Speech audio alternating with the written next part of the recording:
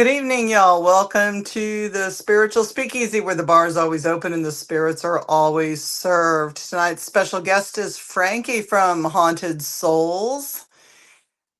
I'm going to let him tell you.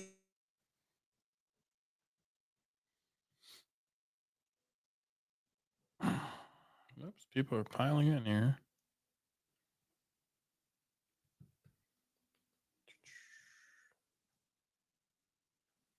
Okay, I'm gonna just introduce myself, I guess. I think Julie froze. We are experiencing some torrential downpours right now in the Missouri area, so if you're feeling that.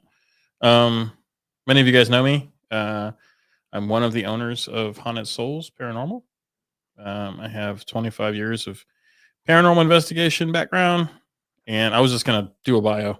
Quick bio. Go ahead. We lost internet. I said we had bad storms here. Sorry about that, Yeah, guys. I was just explaining that we just got rocked here in Eureka, so Oh, it's kind of it's we got a warning until about 11 p.m. tonight. So, but yeah, I was just introducing myself. I actually come back from my film background.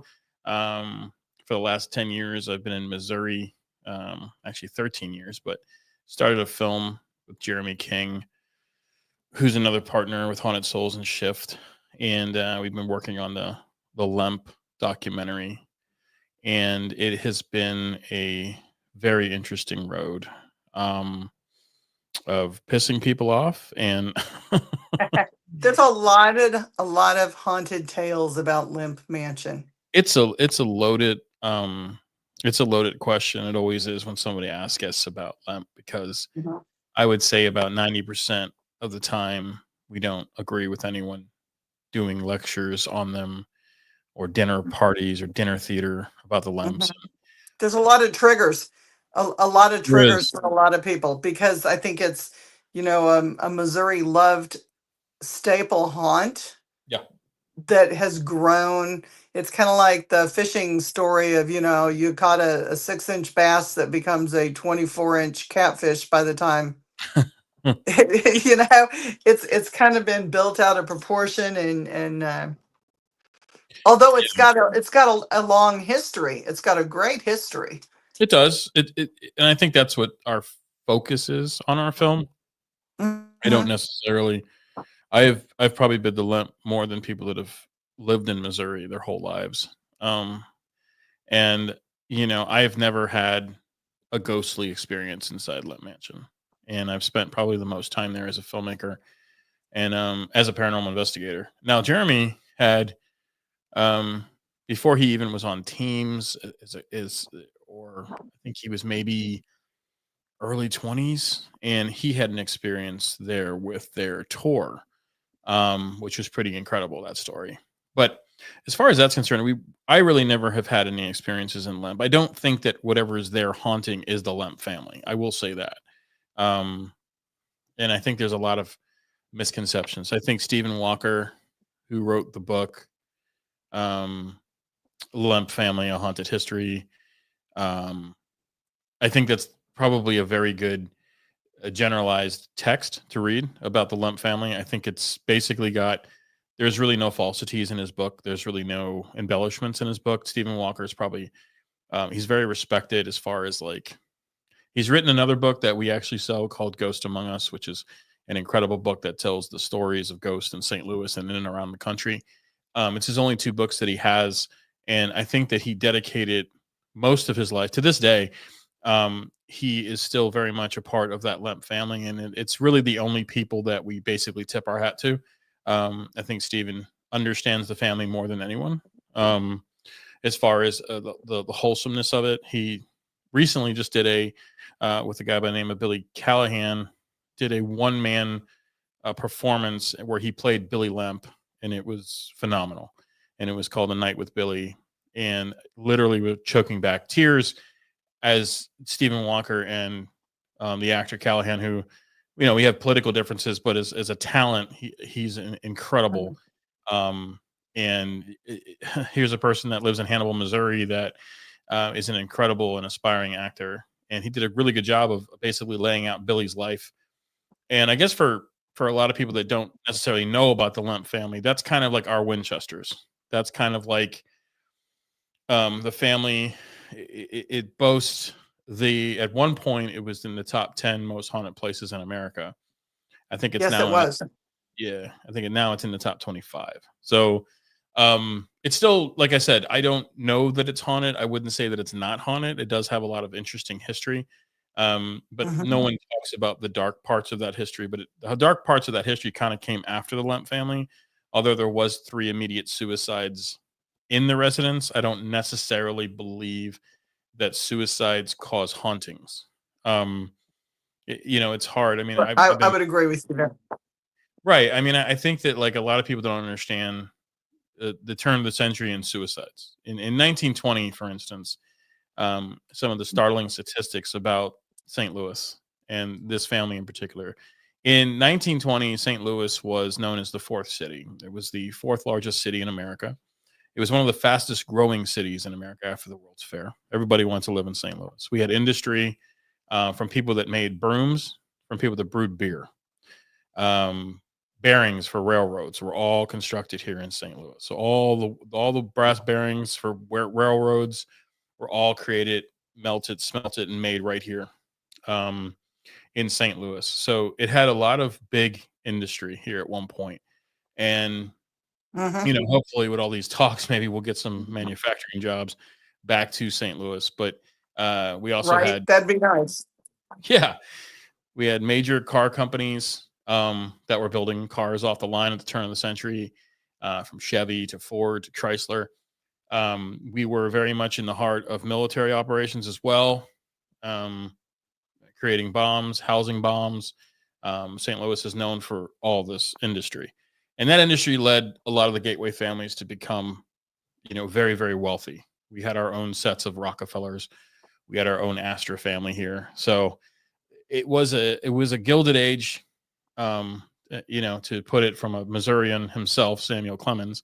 Um, the turn of the century was the Gilded Age, and we were very interested in understanding how to basically dominate. I don't know that I remember you. Maybe. Yeah. So I think that when you look at like that history aspect of it, in 1920, after the Volstead Act passes, so prohibition basically passes, we saw um, the most suicides of affluent people um, in a metropolitan city than any time in history. So the most suicides were had in St. Louis at 1920, and major players in the city of St. Louis killed themselves in 1920, including Elsa Lemp, who basically is the embodiment of our entire documentary. It's all about Elsa. It's Elsa's life. Even though we talk about every aspect of the family, we really kind of narrow down into this one suicide that just doesn't, on paper, look like a suicide. It looks more like a murder. And Mhm. for hundreds of years, well, close to over 100 years now, people have always wondered about Tom and Elsa. Was that a suicide? Was that the second suicide? Or was he playing into this idea that, he could kill the $1 million lady and gain all the wealth? And so our documentary kind of narrows in on the two basically at the second episode. The film it's an episodic, it's 5 parts. There's a lot of channels interested in it. Hulu is interested in it, and we're right now in talks with a lot of different streaming platforms that who actually wants to take on that film. We will not sell our rights to the film, and that's been kind of the holdup. That's So smart. yeah, like That's you can smart. license it from us for 3 years, 2 years, whatever you want. Mhm. But you'll never own it. It's just that's not something we're willing to do. It's not really No. it's not worth it to us a lot. So Then they um, change it. Then they change your property and they change everything and it's not right. it's no longer yours. It's not how Exactly. you wanted it to be. You got interesting people playing the characters, and it's like this is not how it went down. And I think that you saw that with the Stephen Avery case when Candace Owens did her own version of it. You started to see what creative editing could do. It can make you believe a murderer was innocent. When Yes. if you watch the full films, the full investigations, He was a sicko. He murdered her. And we have people to this day believing that Stephen Avery is innocent. He's not innocent.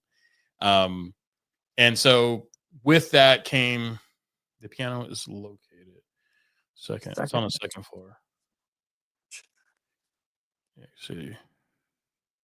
Yeah, so the piano on the second floor, I was actually involved in that. This is how my storied history of the Lemp Mansion. So Paul Pointer, who owns the mansion, gets a phone call, and the guy calls him, and he's like, "Hey, in 1949, my father bought a piano at auction there, in a estate sale." And he's like, "Do you guys want it back?" And of course, Paul was like, "Well, what do you want for it?" And the guy's like, "Nothing, nothing. I need it gone." And it took about, they had to hire professional piano movers. They had to take the legs off, to get it upstairs and place it back. And it does turn out that it is the piano that was in the house. Edwin's piano is actually in Edwin's estate. So there were two pianos in the house, and since that one returned to the Lemp Mansion, it did stir up activity. It's a trigger object. Sure. This was something that was in this home that basically is conjuring some memories of that. The memories of basically the rootedness of the Lemp family has been just torn and twisted, and you got a bunch of people that are, writing books in their basement, a penny a dozen, just has a printing press in the basement. No real editors are looking at these books. No real publishers are really looking at these books. They're essentially self-made books, and they're on the shelf every week. And the problem with that is that you're damaging history. The work that me and Jeremy King have done on the Lemp film made us experts in it. You're talking over 10 years of investigating a family and getting behind it, and then looking at every story, looking at every path, looking at every genealogy to understand what was the root of the Lemp family, what stories were true and what were fake, what was sensationalized, what was embellished. And then as a documentarians, you have to kind of filter down to the story level where you're giving the truth, right? Because you do risk libel. And I don't think people that are writing dime store novels don't understand the impact that has. That if you get something wrong in a film, or you say something that could be a little off kilter about somebody, like calling them a murderer or something, I think that something little like that, something small like that, you can get into a long and belayed trial. I mean, it could go either way. That's good publicity, but most people don't want that. And we've had our share of lawsuits since we've been working on this film, and we're 3-0. We've won every one of them. Really? Yes, we've won every one of them, and it has been a series of, even Kickstarter. The company Kickstarter got involved at one point, and that delayed our film over 2 years because it was held up in courts. Our film was held up again during the writer's strike. Our film was held up again during COVID, and we've been trying to get this film out to print for 5 years. As a small independent company, we don't have the money to move like big Hollywood studios do. So we literally have to be patient and wait and not become a nuisance. So I think that's crazy. Yeah. So that's basically what we've been working on. The film premieres this year in November. It's a true crime. It's labeled true crime. And it has some of the most prolific lawyers in the film. These are not, Jump Street shark suit lawyers that, follow ambulances. Dan Deemer has worked on some serious cases in St. Louis. We have, major players in the film from the Matouche family that own the Edwin Lemp estates. Stephen Walker is in my film. More real Lemp historians are in our film, not the ones that claim and try to make money off them. And that's the one thing too that I would say is that, like, me and Jeremy has never tried to make a dime off the Lemp family. All we really want is what we invested in the film. We're not looking at, if it does great, awesome, wonderful. We can do our documentary on Patience Worth, which is the next one in line to do it. And Patience Worth is this incredible character that comes out of St. Louis, emerges out of St. Louis. And some people know her as Patience Worth. Um, other people know her as Pearl Curran. Okay. Yeah, so the story behind Patience Worth is essentially she bought a Ouija board and wanted to be a writer in New York and started her career there, and she failed out miserably. And she thought it was her writing, she thought it was her skill. It was probably more her gender at the time when she was writing these things. I mean, they didn't really want women, in the seats of editors. It was Right. just different.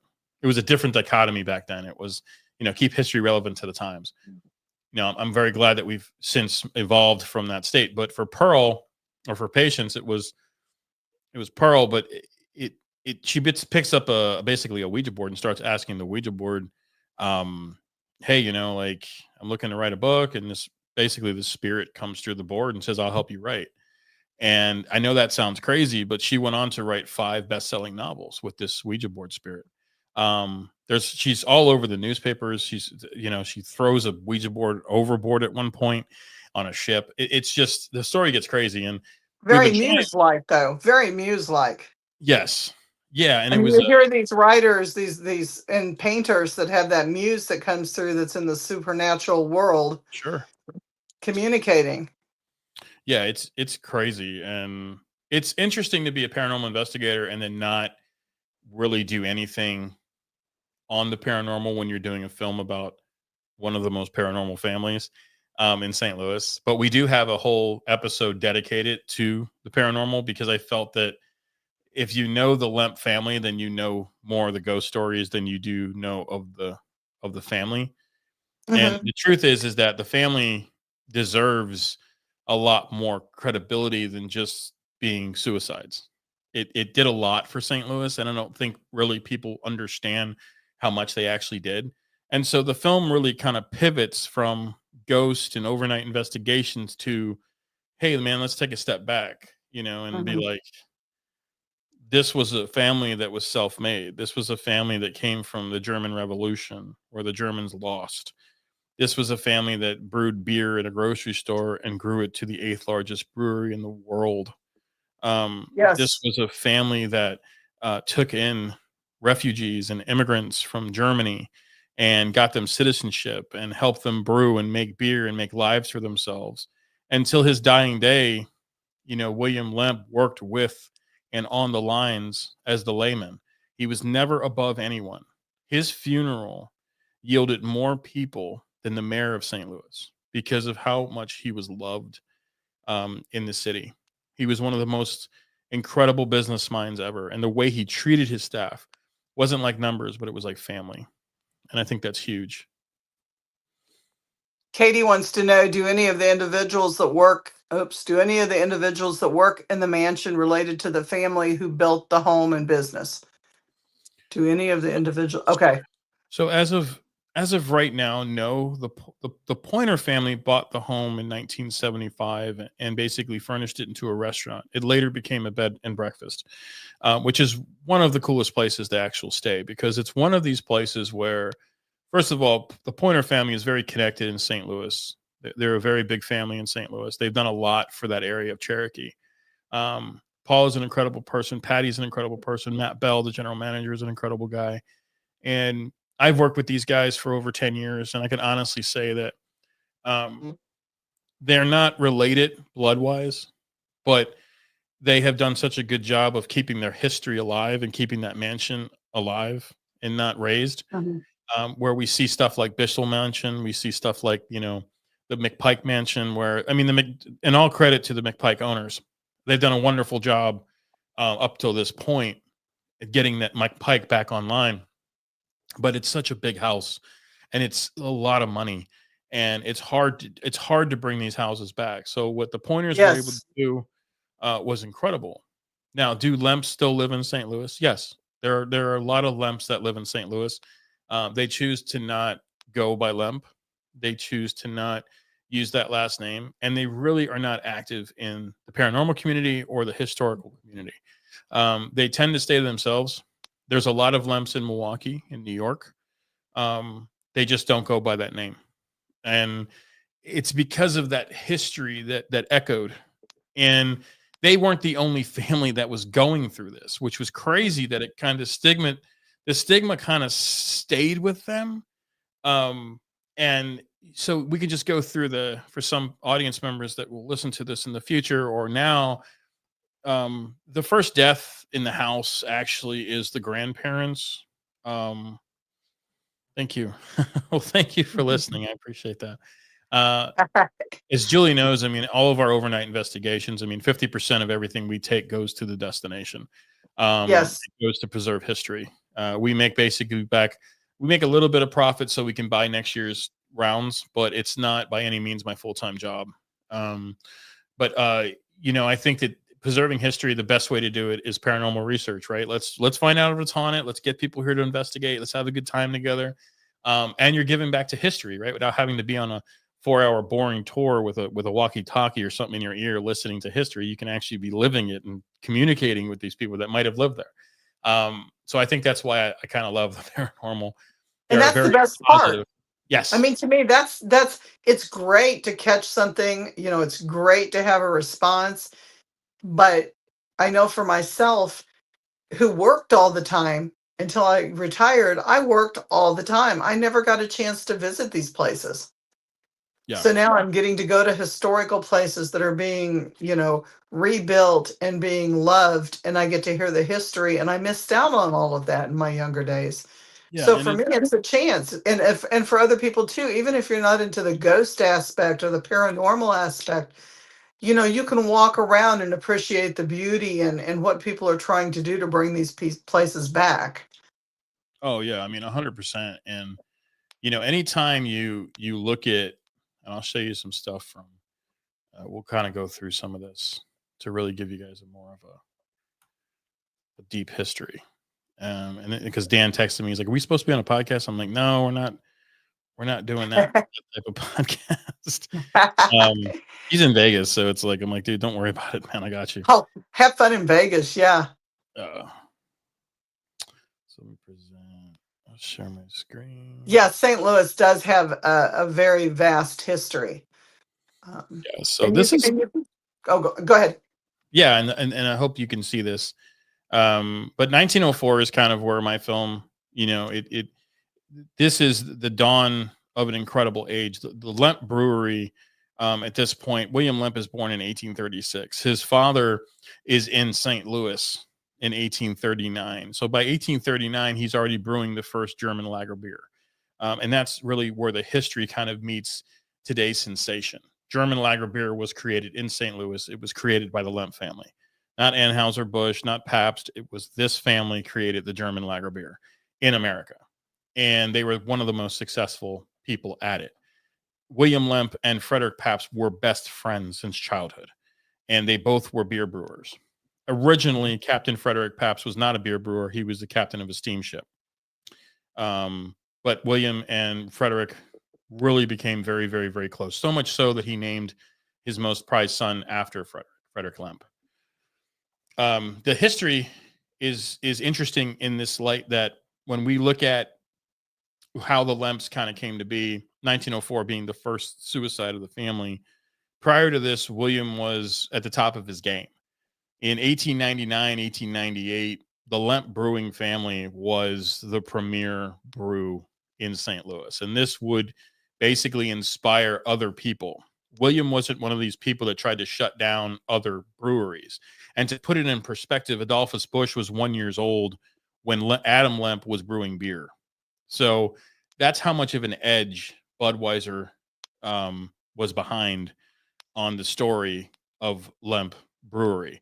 When you see old commercials of Budweiser, there was one done about maybe, I want to say at least 8 years ago, where you see this steamboat blow up and this guy swimming to shore. And they say that was basically Adolphus Busch. It wasn't. That was actually Frederick Pabst's story. His steamboat caught fire and he got insurance money.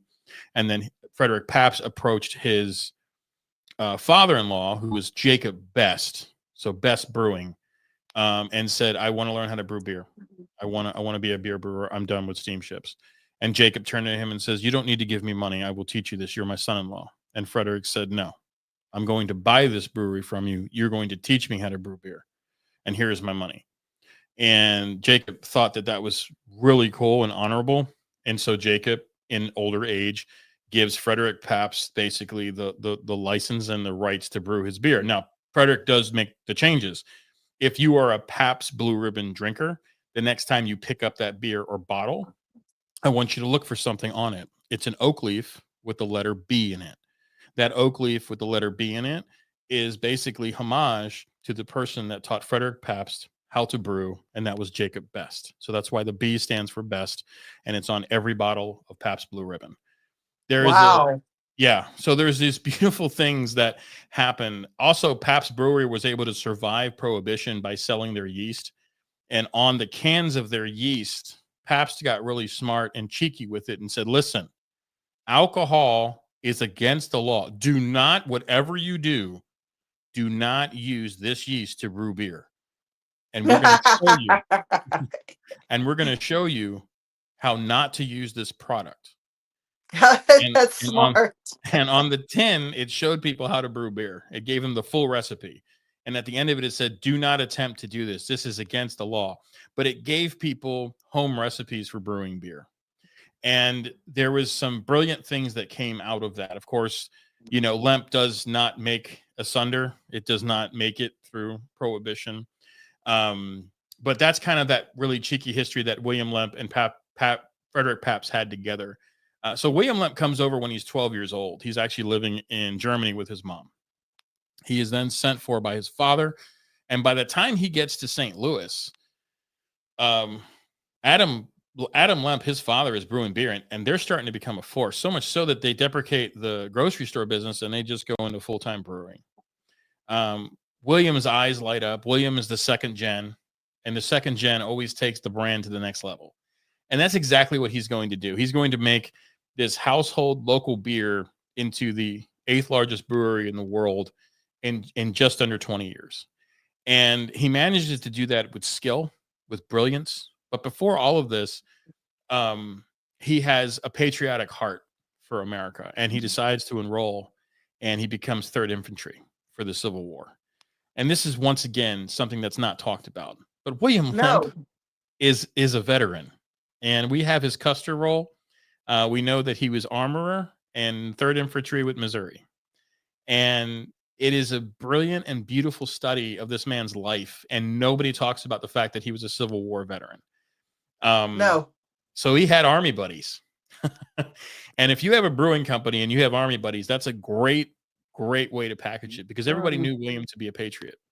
And so he gets out of Civil War ends. He goes back home.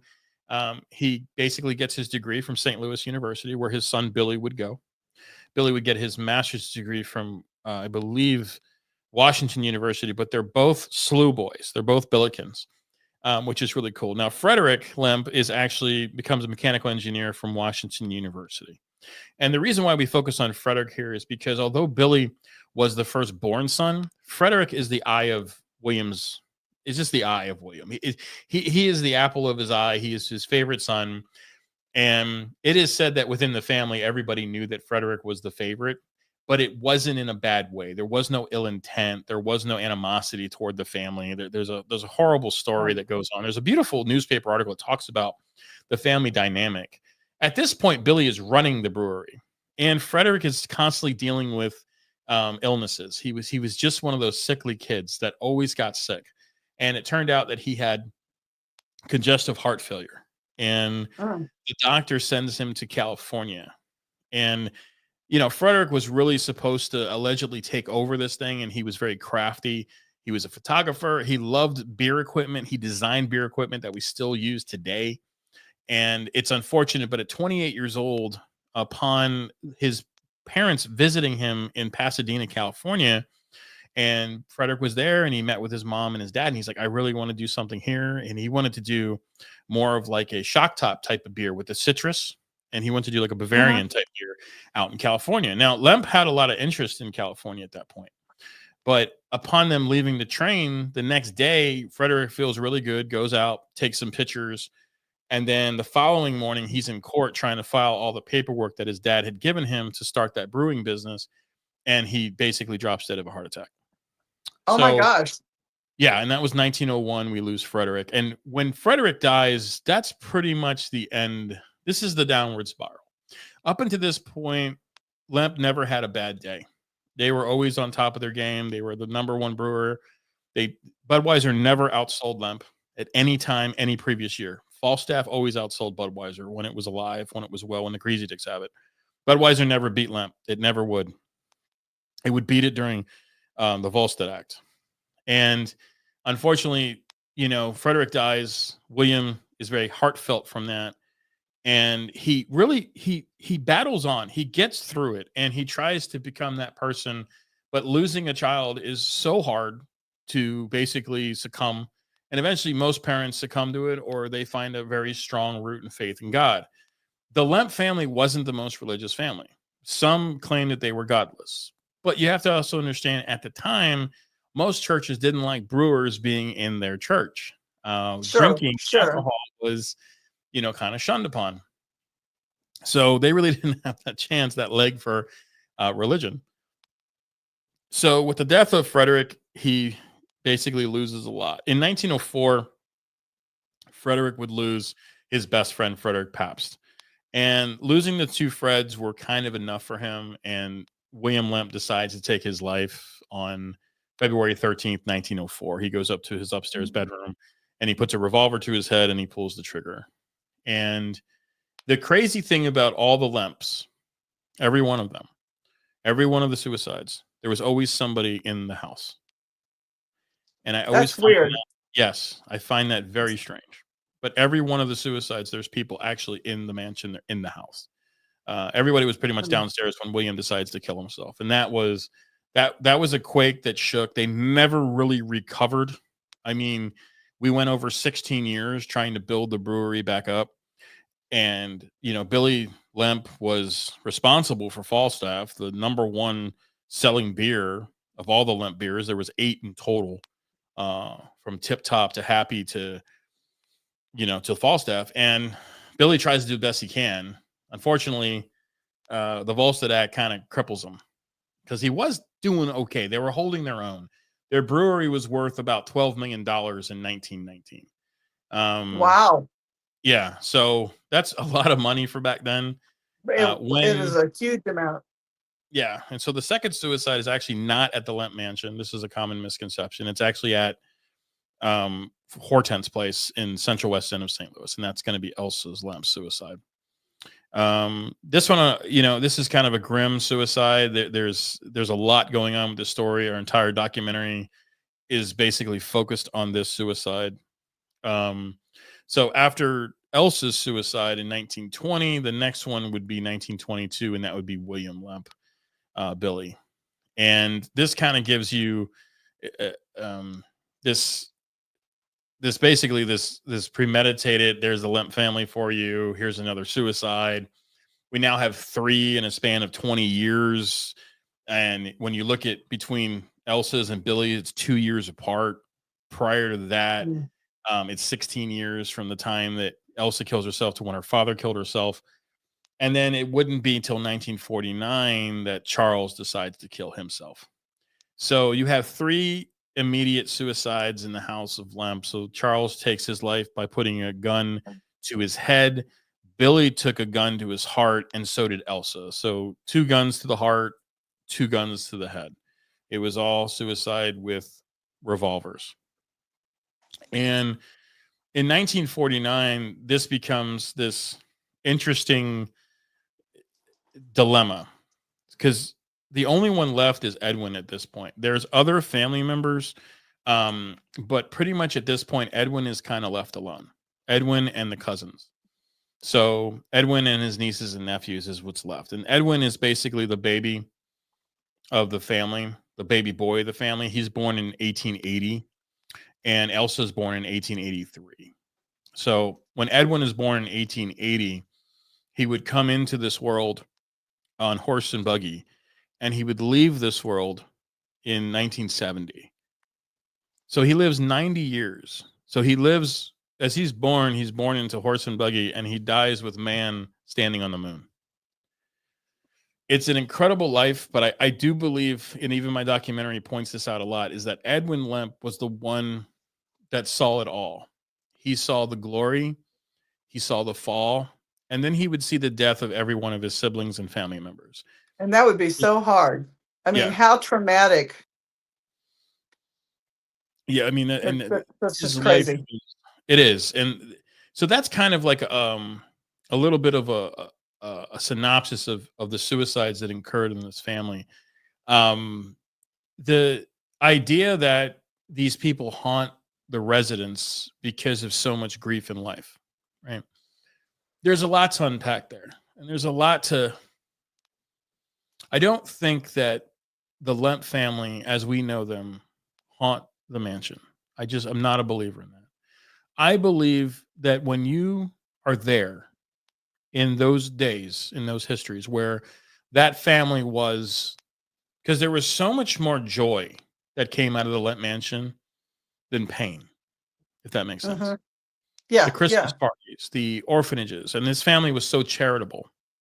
Edwin Lemp would be the one that basically stocks the zoo. And a lot of people don't give him any credit for that, but we have that beautiful bird cage in the zoo because of Edwin. We have the Yeah, I didn't lions know that. because of I had Edwin. no idea. Yeah. And so, like, when you look at when people ask me, are there Lemps that still live in St. Louis? Yeah, go to St. Louis and look at the lions because that lion family is from the Lemp family. Oh, wow. And there's not a plaque, there's not a No. memo, there's nothing of them, nothing. And it's Is that just, on purpose? Is that due to the Limp family not wanting that, or is that due to I think people it's not overall, wanting to? it's a disdain for the family. I think Mhm. there's a stigma that's still associated with suicide. I think we're getting better at mental illness. I don't know that see, Edwin didn't kill himself. Edwin's story is it's a very finicky story. This was a person that lived to be 90. After Elsa dies in 1920, Edwin is not the same person. He's not that outgoing spirit. This is a person that was extroverted and becomes introverted upon his sister's death. He didn't want to be around the family anymore. He didn't want to be associated with the family. He was always disconnected from the brewing aspect of it. Even when they asked him in some newspaper articles in the early 1900s, what are you going to do? He's like, well, I guess I'll go into brewing. You know? He also Yes, got I a have D. to. He got a D in German, which was hilarious because he spoke it fluently. Like, he's one of the funniest characters of the Lemp family. He was so pretty as a boy that he entered a beauty pageant and won. Oh, no. He reveals himself like Victor Victoria, that it's Edwin Lemp, and he gets kicked out of all the clubs and the Liederkranz Club and all the German clubs. It's this big scandal, and him and Elsa are just having a huge laugh, having a gaffe. And Edwin never marries. Um, that's a good question, Kate. I think that there's a level of Mhm. love that still needs to be kind of seen for them. And I think that's what our story does. That's what our documentary really does. It really doesn't dive so much into the cruelty of, is the place haunted? If it's haunted by the Lemps, then it's haunted in a good way. And some of the most beautiful ghost stories that come out, this is my favorite ghost story, probably of all time, because you get invested with the family. And it's hard for me to watch my documentary and not cry. It's hard for me to talk about it and not be emotional because, me and Jeremy spent our entire 30s and watching the changes in his life, watching when Dexter was born, and me and him are in the hospital room writing down some notes on what we need to film, what we need to research. Yes. And we're sitting there and Sarah's in labor with Dexter. And, Dexter's 10 now, my daughter's 13. And when we started this film, my daughter was 3. And so we start to see the changes in our own life that have affected it, but we just needed to get it right. And I think that our next film will probably be very fast. It'll probably be done in a year. This was really our first take into a family where we thought it would be a 90-minute film, and it turned out being 5 hours and 5 episodes, because there's so much there that I can't not tell you this part, right? And there's going to be a podcast that's associated with it because there's so much more that is there because of what these people did and how respected they were. And I often tell people, if this is how we're going to remember somebody, then don't remember them how they died. Remember them how they lived. And that's what our film tries to do. Our film tries to Absolutely. encompass this beautiful, passionate German family that were abolitionists and hated their neighbors because their neighbors were Southern sympathizers and had slaves, where the Lemp family never kept slaves. They paid all their servants. They paid everybody very well. They accepted their servants as family members and invited them often. They were often seen in the wills of the ones that died. These were people that were like no other. And I think that, Hmm.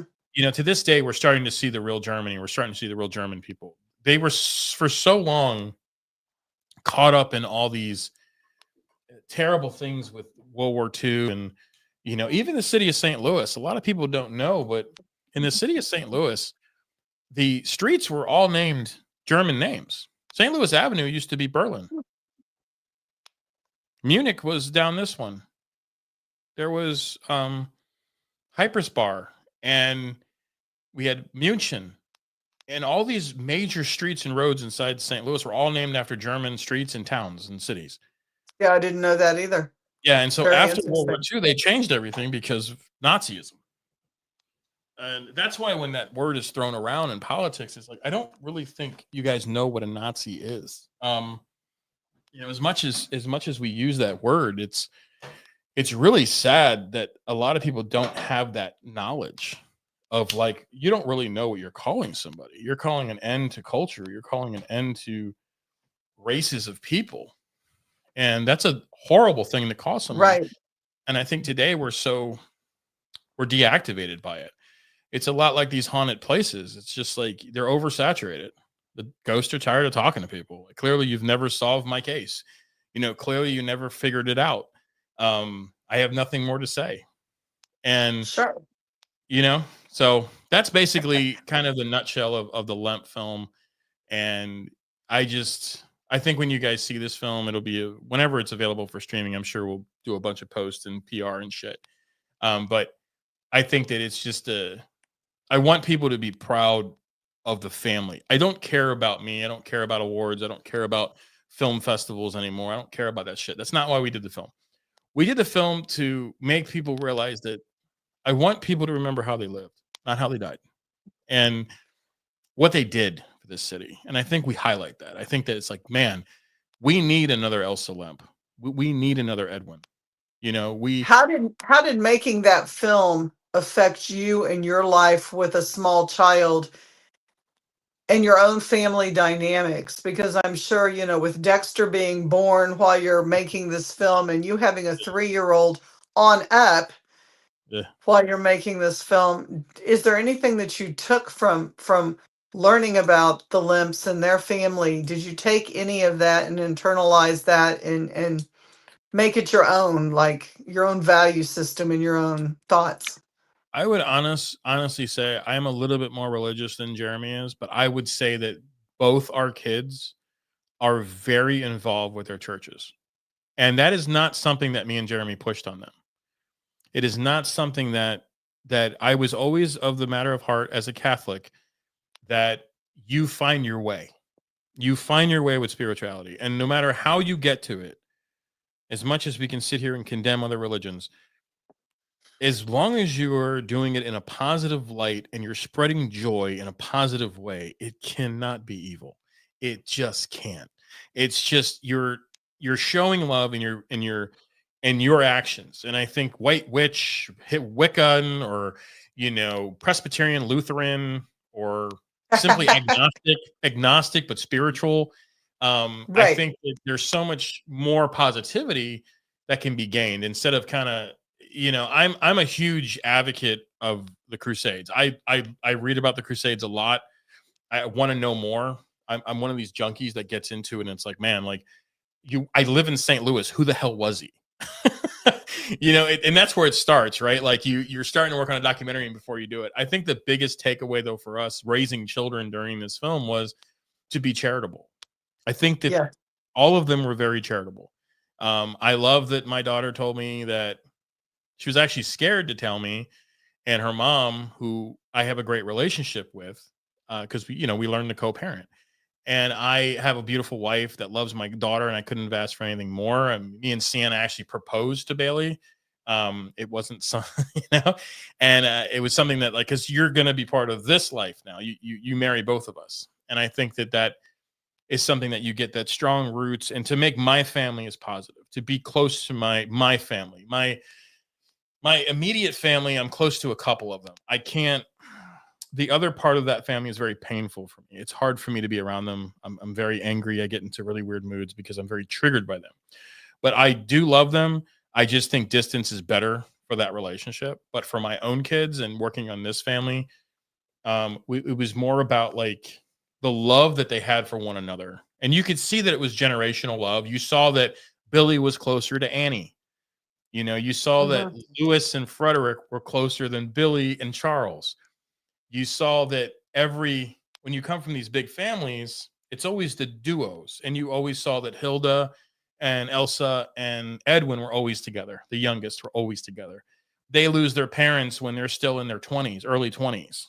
So they're kind of learning how to get through life with all of this money and being the wealthiest people in St. Louis with both their parents gone.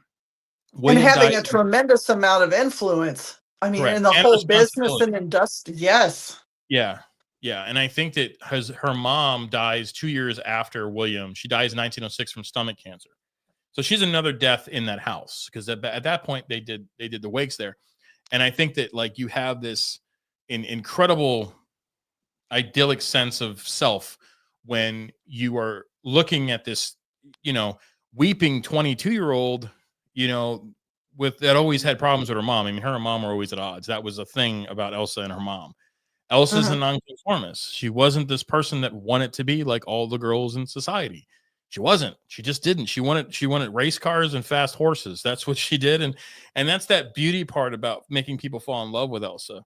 This renegade chick that had everything but chose to, be one of the first people in St. Louis to buy a car. The minute it became available, she was the first person. And then Miss Elsa Lemp, well, there she is. She's going to buy her car, and her and Edwin would race all through St. Louis. And her car got stolen at one point. They hit somebody with it at one point. They put him in the back, took him to the hospital. It was a black guy, actually. He was walking across the street, and Elsa hits him. And so Edwin and Elsa pick the guy up, bring him to the hospital. Hospital says, well, we don't serve their kind there, And Elsa's like, Mm. you will serve their kind here because we bought this hospital. So there's just there's these crazy stories. When she dies, Elsa, and that's my girl, so it's hard for me to talk about her, but when she passes at 37 years old, she is she's in her second remarriage to the same asshole. And he was a pig. When you read the divorce about what this guy did, and he was just not a good person. Whether he killed her or not, that has yet to be determined. Was he Right. sociopathic? Yes, he had sociopathic tendencies. And But did he being marry common, her for the money and the business? Absolutely. I mean, like, absolutely. Back then, sure, that would have happened. sure. And he was a clubman, a powerful clubman, and he had a lot of influence with sports and sure. I mean, like, his best friend was, Fordyce, who was the fixer in town, who was an estate Oh, lawyer, knew everything about. So it's just like when you start seeing the film come to life, it's like, oh, that's weird. Like, that's where me and Jeremy started digging. Was like, well, who were his friends? Who were his influences? And then it opened up. 2 years into the film, we're not doing the film on the Lemp family anymore. We're doing the film on Elsa. And then 3 years later, 5 years into it, we're just talking about, is this murder or suicide? And so I have some buddies in politics, and I won't mention his name here just because, of the person that he became in the city of St. Louis. Very powerful. And at the time, I mean, I was just, doing some freelance with him, and we'd have some, play dates with our daughters, and just love the person. He's one of my mentors. I love him to death. And to this day, I, still work right alongside him. And I told him one time, and I said, listen, I need something from you. And he's like, anything you need. And I said, well, they're telling me that I can't get these files because there was a flood in 2004 and it flooded the basement of the courthouse and jails. And then he looked me dead in the eyes and he said, "Will it embarrass the mayor?" I said, "Well, it happened in 1920. He's like, "Write down everything you need and give it to me." About 3 weeks later, I get a phone call from the medical examiner in the city of St. Louis, Michael Graham, Dr. Michael Graham. And then the person that called me was Baxter Leisure, which Leisure, if you know that name, it's a very powerful name in St. Louis. And I get a phone call and I freak out. Medical examiner. But then I'm like, I don't know anybody here. I'm the only Cambeletta here. I don't have any family here. So I'm like, well, nobody died. So I told him, I say, "Hey, we have some paperwork for you. Can you come down and sign for it?" I'm like, for what? He's like, "No, it's just some historic stuff. Just come down and see me." I go down there and I meet Baxter Leisure, who was our basically medical examiner and then became the deputy for Dr. Michael Graham. And so he hands me this envelope and he said, "This doesn't come from this office. That's a favor." So we got this packet of information and this is all in the film. It's crazy. So I'm like, I called Jeremy and I said, "Hey, I got a fat vanilla envelope right now, vanilla envelope from the city medical examiner." And I'm like, he's like, "What's in it?" I was like, "I'm not opening it until I see you." And so we go up to Gelateria on Grand Ave. I don't know if you've been down to St. Louis City, but there's a little gelato and coffee place right on Grand Ave. And I think it's still there. And we go there, we go up the stairs and we start opening the stuff up. And it's the police report for Elsa. Whoa. And it's the entire coroner's report. Wow. So we know exactly what happened. We know exactly what happened on the day of March 20th, 1920. And it's revealed in the film. So it really will put people in the seat because it's not speculation anymore. It's not assumption anymore. Which one? The State Historical Society is actually they were helpful in some areas. Most of the stuff that we got for Lemp was at Skinker. So and unfortunately, I just heard that they lost some grant money this year, which really sucks. And I hope that this new government kind of looks back at that because humanities money helps to serve people like myself, man. I need those libraries to stay open. I need those vaults to stay open, man. So we need to give those monies back to the museums. Like I was just realizing this could really be hurtful for documentarians. It's like, holy shit, like I need to get in the library on Skinker. And Skinker, it's basically the History Museum's library. So it's their archives. And you can go, it's free. You can go on a Saturday and you can look up anything you want. And you can't find her coroner's report there, right? That's something else, but you could find anything else that you could find. And that's where we kind of found out. I'm like, where the hell is Berlin Avenue at? And one of the guys, the curators in there, one of the historians in there, he's like, "Oh, that's a funny story." He's like, prior to World War II, all the streets in St. Louis were named after German cities. And I'm like, holy shit, I didn't know that. So when you look at the old maps, you'll have like Delmar, right? So Delmar Loop, that's Germany. That's Delmar Loop is where the Bauhaus was, where the Nazis storm in on the art school and say, "You're going to do propaganda for us." That's Delmar. So oh wow. So it's this really crazy. There's just so much too, and the more that you're in there, and I think basically for 4 years it was weeding through stuff that we didn't need for the film, but we were like, I shit you not, Julie, if you spend 2 hours in the Skinker library, the archives, you will have 9 films. There's just so many. It's so important to keep that knowledge, and we're erasing as we speak. Knowledge is being erased. History is being erased and changed. And you and I agree on. I mean, there's a lot of things politically and otherwise we agree on when it comes to that. The funding for that is so important. So important. Old buildings are being redated, and we see this stuff happening all the time, and it's so important to have that knowledge. And most of us as Americans do not have that knowledge. We don't, and it really comes down to it's not a party line anymore. It's what is right. It's Yes. We need to remember our history or we're doomed to repeat it. And famous emperors and warriors say that. Like when you, not to go down a rabbit hole in the Crusades, but I wanted to read about St. Louis. I wanted to know why he was a saint. I don't know why he was canonized. And I'm a Catholic, but I'm from the East Coast. So a lot of our, we all like Saint Teresa and we like Italian names, Michael, and we don't really get into the French too much. And when you look at a person like St. Louis, and a lot of people were trying to take down his statue and tip it over, and this was during a lot of crazy shit, but he was a failed crusader, failed twice. And he fought for years and lived in Egypt and Dakota and took the port and raised two of his sons there. And so when you look at like these people that our own city is named after, and why it's named after it, it's because of the pious nature of St. Louis. How amazing of a king was he? He was an incredible king that didn't wear jewels and thrones. He decided to dress like a beggar, they said. He's known as Christ's tragedy, is what St. Louis is known for in France, because he was so humble that he washed the feet of his servants. He washed the feet of the homeless. He fed people. He fed the disabled. He hand fed them, drank them water, cradled them. And this is all documented. This was one of the most powerful kings that ever lived. He was so humble in his approach to this idea of Christ and what Christ is in our life. And to a point where you're sitting there and you're fighting against people and you're killing other people. People are being beheaded. And he has a sense about him where it's like, enough. Like, there's got to be a better way. And he was very respected. And his lineage is insane, like insane. He was related to Roman emperors. Those were his great grandfathers. His mother was the last.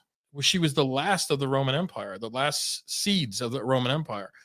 His cousin was Saint Ferdinand of Spain, who drove the Muslims out of Seville. His other cousin was Richard III, was his great granduncle, was Richard III. And it's like, when you sit back and you're like, holy shit, this is just sitting an hour from me in a library. Like, you can read Napoleon's. You could go to the library in the city of St. Louis, which is a Carnegie Steel library. Because everybody knows when Carnegie was dying, he wanted to be philanthropic and he gave all his money and built libraries to every major city.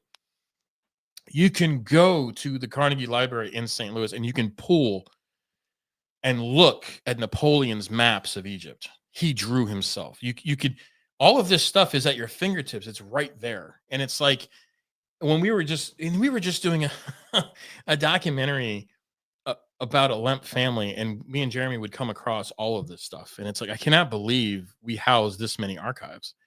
And it's just really insane that like people don't value that, because I think if people knew more of their history, they wouldn't be so inclined to hate someone for a political view, because you have so much more in common with somebody than politics.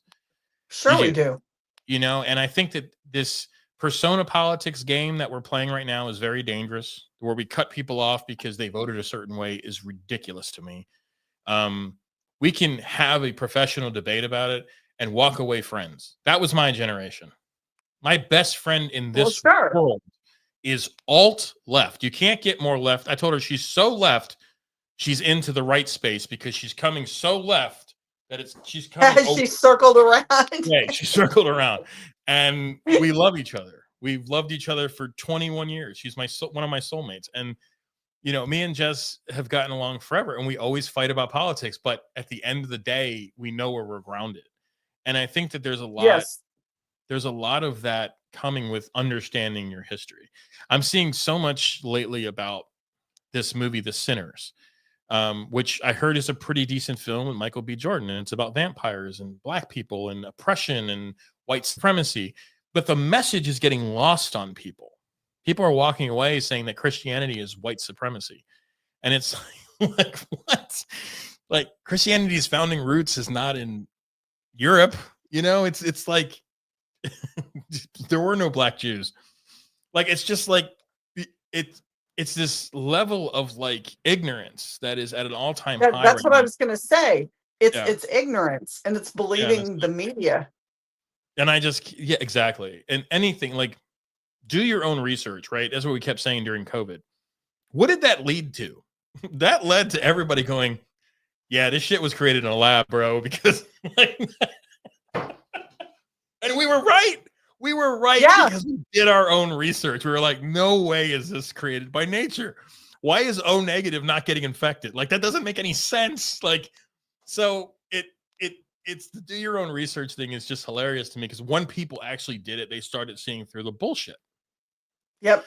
The media doesn't have a leg to stand on. Both political parties have to be very careful because your governance of us, we're smart people. Yep. And if you're gonna say a lie, we're gonna call you on it. And that's the beauty of knowing your history.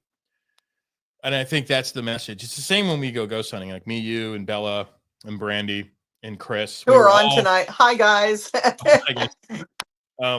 We were all in the rooms together, and we all have different backgrounds, and we all have different views on how do we interpret stuff. But I think what comes out of that is like when Bella is going through something and she's doing her thing, you're getting these echoes from the past. You're pointing out and you're picking like, all right, well, and then what's the next stage? The next stage it is like, all right, let's find history now. Let's see if history lines this up. Let's see where we can put these people, right? And I think that's the beauty of it is because you start to learn and experience, different hauntings differently. When you go to Arcadia now, there's going to be more cadence. There's going to be more history done. Like we've identified a couple different spirits and it tracks. It tracks. Yes. And that's the beauty. That's to me, that's what it's all about. Not making up stories, but having stories come to life that are consistent throughout everything. Yeah. Yeah. And I've had to get off my high horse a couple times and I think that the most important thing anyone can do is apologize. And I think that the most important thing anybody can do is get a second chance and give someone a second chance. Because I think too many times we cancel people. And I don't think anybody should ever be canceled. I think that you're human, you're going to make mistakes. Now there's levels of the stuff that you post where I'm 100% for you, fry the bastard. But there's no second chance. But I think with general terminologies, there's people that I watch on podcasts and I'm like, man, I really wish this guy had a better understanding of how the Muslim religion works because you're wrong. Right.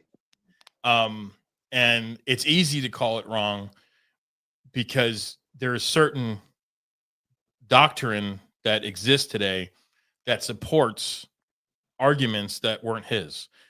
And so it's just like, if you're going, and people get very excited about controversial subjects. I get it, but you have to be knowledgeable enough to understand two things. When I was in school, I took debate. I love debating people. I love it, but it was never personal. And I think today people get so personal.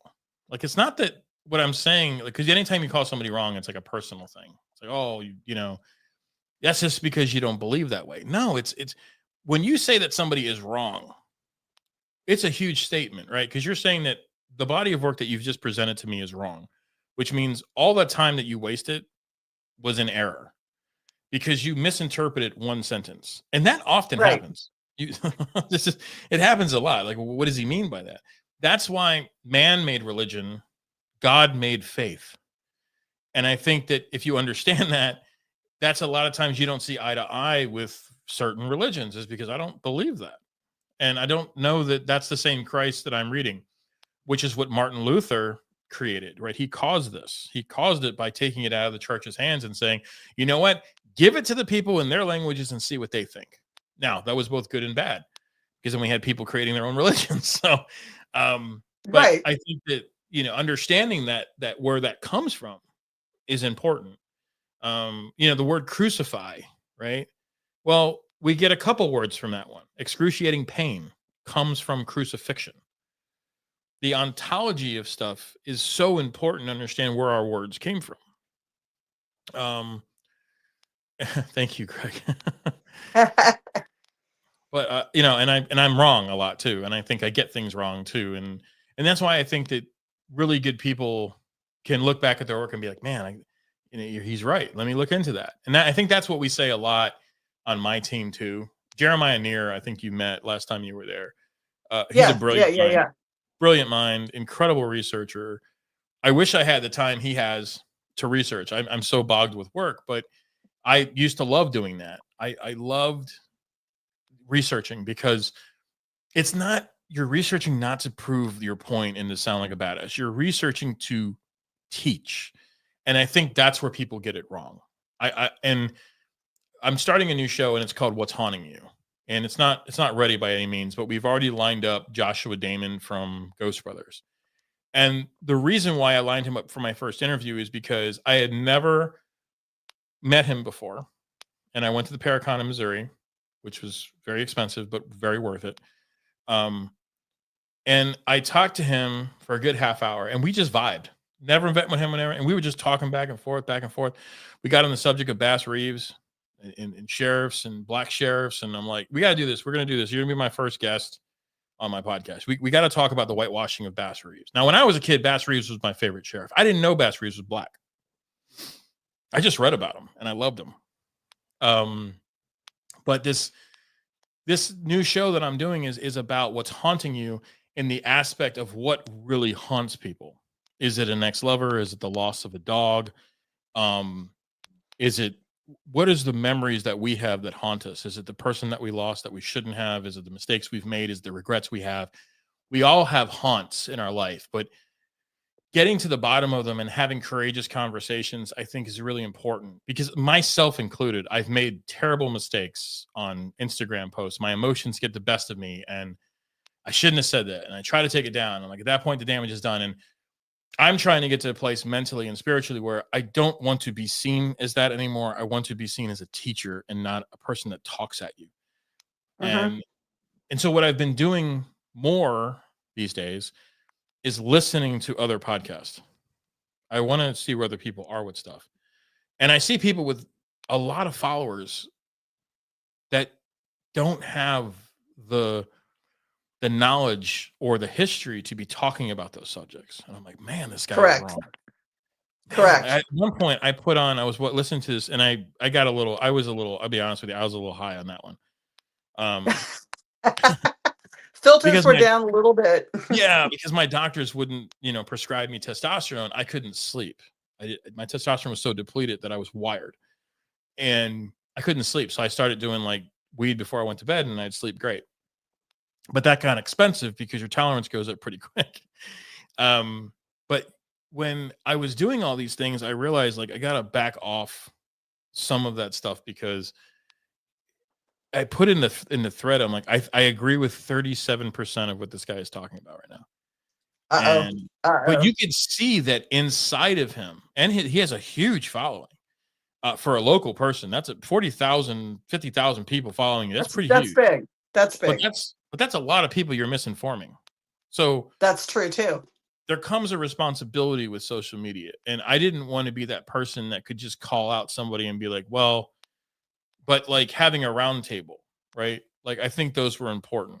Like me and Rob from Get Haunted got into this fiery conversation and I since apologized, but I was wrong. I was totally wrong about that. Like I had the wrong guy in the wrong circumstance. I'm like, and he didn't know where I was coming from. And so Dan Klein actually got in the middle and just like, hey, no, that's not the guy. And it was really bad, but it's great now. But having that discussion and being able to be like, you know what, I was wrong. I'm sorry. And we can't do that today, but we have to start. We can, but we have to start being the example. We have to start being the example. If we're going to have these platforms and if our podcast has 20 views or 400,000 views, we have to start inspiring people to acknowledge the idea of saying, you're sorry. I got it wrong, dude. You're right. I'm bad. It's my bad. I totally forgive myself, but I would love your forgiveness as well for saying. But that's growing. That's how we grow as human beings, is being able to admit we fucked up. Yeah, that's right, Greg. I mean, it's how we heal. It's how we grow, but it's also how we stop the generational bullshit. How we teach our younger people and even some older people the correct way of doing things. Yeah. You Yeah, know? it's hard because you always that you have impulses that are generational trauma. And we don't know generational DNA, generational trauma. I'm working this out in therapy. And I don't know what your childhood was like, but mine was, I didn't realize it was that devastating until I couldn't remember any. I told my therapist, I think there's something wrong with me. I don't remember any. I'll hear my friends say, "Oh yeah, when we were 5, we went to Six Flags," and I'm trying to remember, like, I don't remember anything. Why don't I remember Right. anything? Why don't I remember anything? And it took like 8 sessions of therapy for my therapist who specializes in post-traumatic stress syndrome to tell me, well, you're not a veteran, but you're a level 47 in post-traumatic stress. And we need to find out where that's coming from. Right. And it turns out it's, childhood trauma. And where is that trauma coming from? And, it turns out that like you can't change your parents. I love my parents. They did the best they could. But it wasn't always this idea that children exactly where I was suppressing memories because my mind was Right. protecting me. And the Because it more was too hard to go back and think about. Yeah, exactly. you weren't ready in that Yeah. moment to deal with that. Yeah. And the trauma just blocks it out. Like, poof. Like I remember my grandparents dying in 1987. That was it. And that was such a traumatic thing for me because at the time, yeah, you brought your kids to funerals, you brought your kids to wakes. We Right. thought the kids were resilient. They're not. They're No. not resilient, mom. And I wish I could tell her that. Like we just don't get over shit. It stays with us for years. And I think that is now that healing thing. I don't hate my parents by any means. I don't hate anyone, but I think that like I understand the person that I was and the bridges that I've burned and the friends I don't have anymore because of Mhm. all that trauma. And I don't Sure. want to, make excuses. I said the shit I said. I own it. I'm sorry. But you do lose a lot if you don't understand like where your path is. And the older we got coming from my generation, which is your generation, it was tough to be these latchkey kids that had to bottle everything and take care of yourself because your parents had to work. And Yeah. you were grown up pretty quick. And it was you never really had that childhood that you saw on TV, you know? And it I would have loved a family like that, the one on TV. I would have loved to have Oh, sure. Dan Connor as my dad, like I would have loved Roseanne to be my mom. And when you see, and those are the shows that make me so heartfelt. Those are my memories. My memories become these shows that I watch. That's where I put it, man. Like, and it's just crazy how that kind of culminates. But that's that paranormal shit I was telling you about. It's like you're always being haunted by something. That's that whole thing. Mhm. Like, what is haunting you? And it's a way. It's so much more than just like a ghost. Um, And that's what's left behind too. Like we talked about at Arcadia, the memories. yeah, Those memories have imprinted so deep into that place. yeah, yes, And there's a yes. story Wood, to be rock, told, and those lime. memories need to be told. Yeah. And I think that's what like when you listen to Bella, when you watch those tapes, like it's like you're playing somebody's cassette tape that was in their brain all Mhm. that time. And it leaps and it changes and you're almost like picking up on all these echoes and stuff like that. And I watched a movie recently that I was very impressed with. It was called Presence. I don't know if you've seen this one. It was a brilliant film that talks about what kids are going through, what our kids are going through, this drug shit, this fentanyl stuff, this personally what I'm talking about. Mhm. Like Yes. we are going through this horrible time in America where this stuff is just on the street like a cigarette was when we were kids. And it's so easy to get and so easy to obtain. It's in the blue collar and the white collar neighborhoods.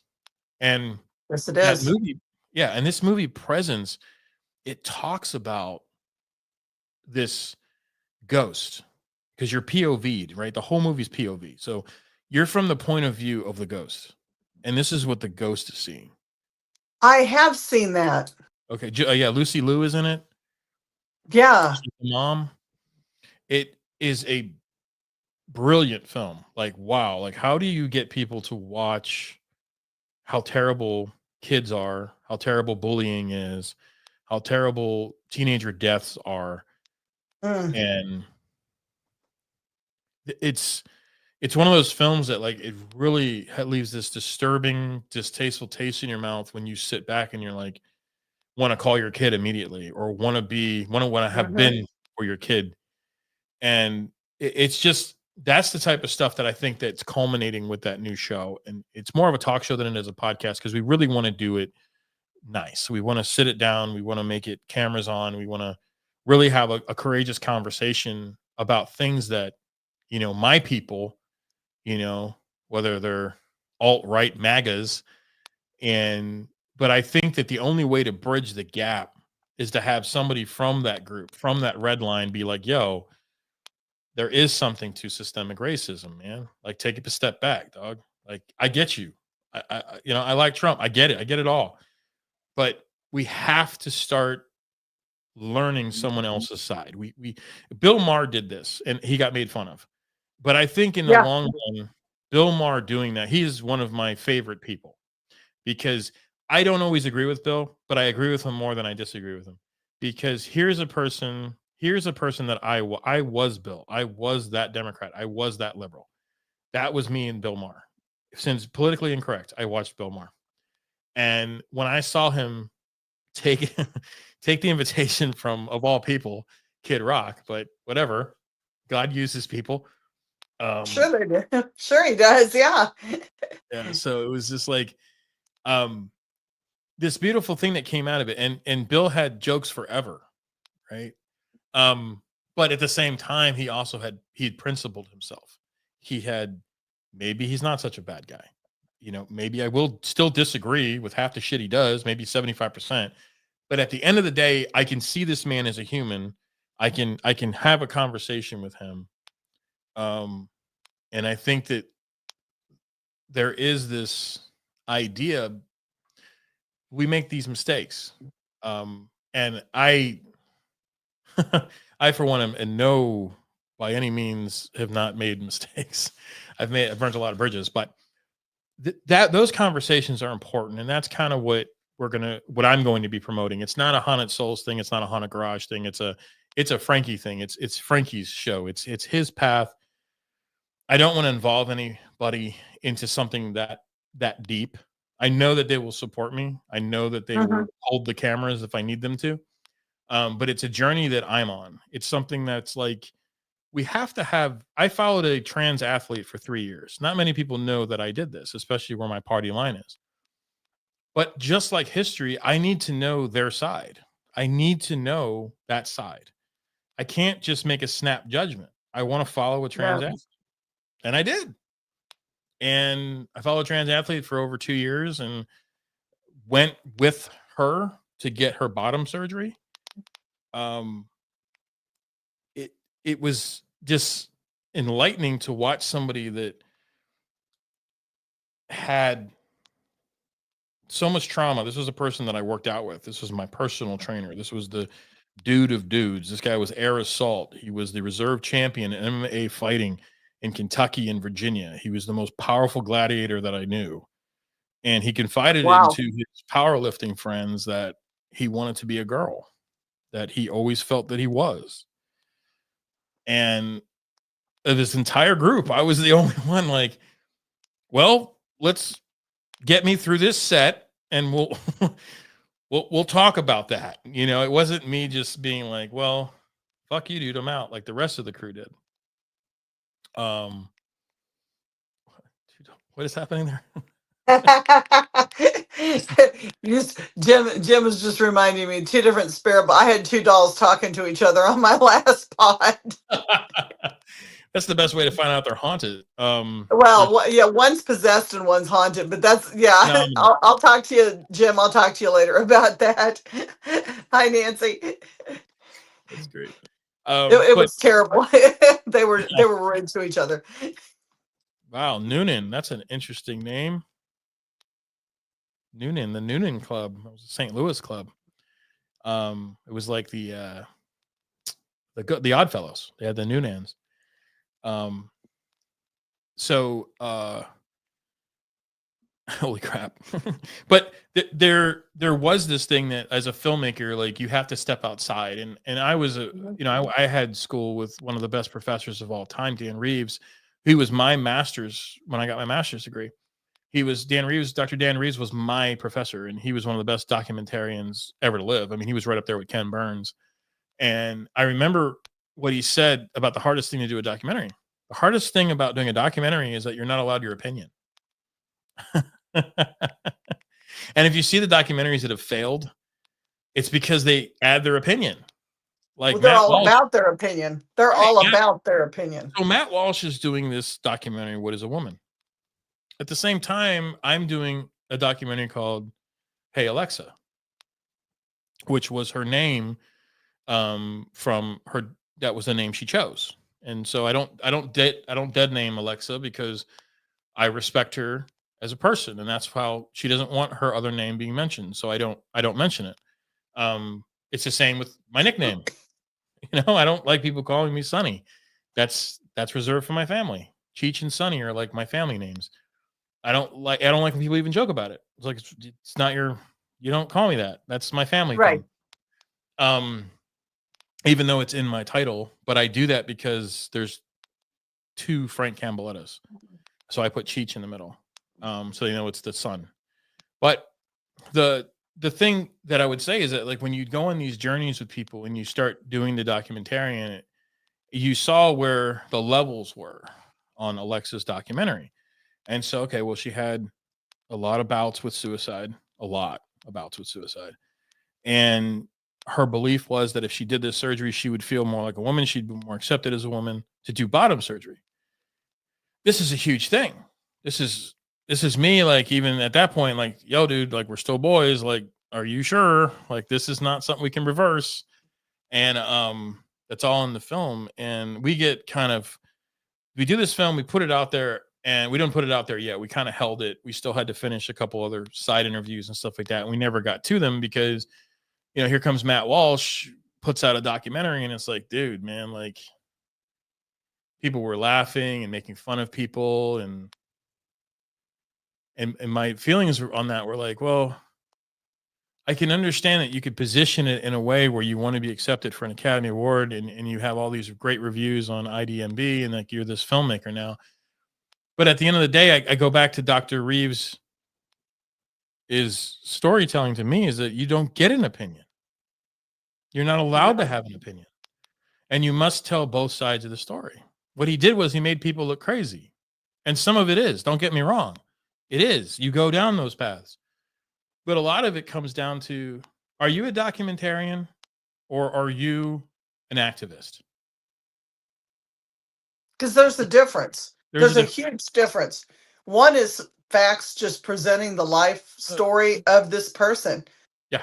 And the other is slanting it and making it the way you choose to, whatever your agenda is. Correct.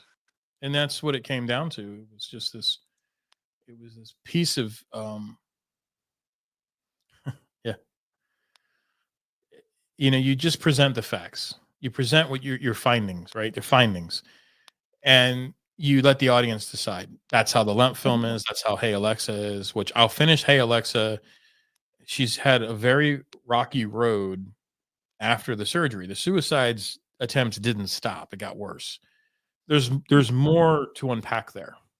Yes. And so that film might take a couple more. It's hard. I got to reestablish connections with her. She kind of, did her own thing for a little bit. We lost contact, but we still have half a film done, and we got to see now what happened 3 years later, which I think because the trauma is still there. The trauma was still there. Changing your sex, I mean, that may be what you need to be, but that doesn't erase the trauma and a lot of people don't understand that. Yeah. Yeah. And that's essentially like, when people saw that Shift Films was working on something like that, they automatically assumed that it was going to be another Matt Walsh Me Too. And it wasn't. Like, we've never put out anything that were slanted. We don't slant stuff. We have narrative films. We've done some great narrative films. But we don't slant stuff. I don't buy into any narrative. Like, regardless of my party line, I'm not going to do things for the party. Like, I'm doing things for the audience. And if the audience wants to watch our film, that's on them. Like, if they don't have to. That's the beauty of having TV channels. You don't If you don't have like to, something, change the channel. Yeah. right. Like, you don't have to listen to it. Like, when we were on the radio, that was the thing. And the radio, I mean, at first glance, we love the idea of being on the radio, but then that radio station was just one side of the coin. It never really talked about the other side of it. And so that hurt Mhm. us more than it helped us. And I was like, man, I'm done. Like, I love the guys at the station. I love the people that we met. I'm very close to them, and I honor the work that they're doing. But we're such in the paranormal, we don't have genders, we don't have sexuality, we don't have those things. We have the paranormal. That's what we all agree on. And I tell people all the time, no politics. Like, just keep it out, man. Don't put it on our pages. Don't, Nope. every now and then you'll get somebody. I moderate, a couple other podcasts like Blondes and Booze. I'm a moderator of theirs. And when I'm on, I moderate. And I'm just like, the minute it says somebody like, oh, something stupid, oh, it must be Trump. It's just like, no, dude, let's not start that, because you'll see the entire chat become polarized. Yes. Well, and you Something can that, see that on Facebook every day with everything. I mean, well, it's constant. the big thing now with Haunted Souls is, we're like we became the Paranormal Justice League, and we didn't want that title. We supported Johnny Hauser. We didn't like the way Stephanie Smickentier-Villa was treated. We were outspoken about that. I forget we have a following. I forget we have over 2,500 people following us. So like, people got behind us. It was like, yeah, dude. Like, I was like, oh boy. And so now every time something comes up, I get a text from Dan. I'm like, well, you got somebody in your inbox you want to talk to, because here you go. And I'm like, what happened now? And you'll have people like, oh, you got to talk about this team. This team is terrible, and they did this, this, and this. And Nope. I'm like, no. That's not. Nope. That's not what we do. That is not. We were recently called in to help with the I don't know, you might know this one, the Haunted Hill House. Have you heard about this one? Yes. I don't know. My team doesn't know anything about this. So I'm like, we can't speak to any of it. I don't know if it's haunted. I don't, well, they're staging stuff there and it's fake. And I'm like, well, I don't know that it is, man. Like, just because you go to a destination that's haunted doesn't mean that the ghosts come out. Like, No. And people don't understand that. Oh my gosh. How yeah, many times have I gone places and there's not been anything, and you have to tell people, I'm sorry, I didn't get anything. yeah, Personal, residential. I mean, my husband and I do residential, and it's like, let's and I find that doing residential, I have become as much of a off the grid social worker and psychologist as I am. That's the nurse in me. Like, I have to sit down and go, okay, let's look at your family dynamics. mm-hmm. How much drug use is going on in the home? Mm-hmm. I have walked in on, not to change the subject, I have walked in on sexual trafficking. I've had to report to the highway patrol. I did not know there was a highway patrol sex trafficking unit. I had to go all the way to the top on that one. I've had to go, there's been child endangerment, there's been child abuse, there's been sexual abuse, and yeah, is there some stuff going on? Yeah, there is, because of all the psychokinetic energy that the trauma is causing within the home. Sure. You're romanticizing it. I mean, you're manifesting darkness where there shouldn't be. And I think that's where Right. a lot of those hauntings come from too, is that, like,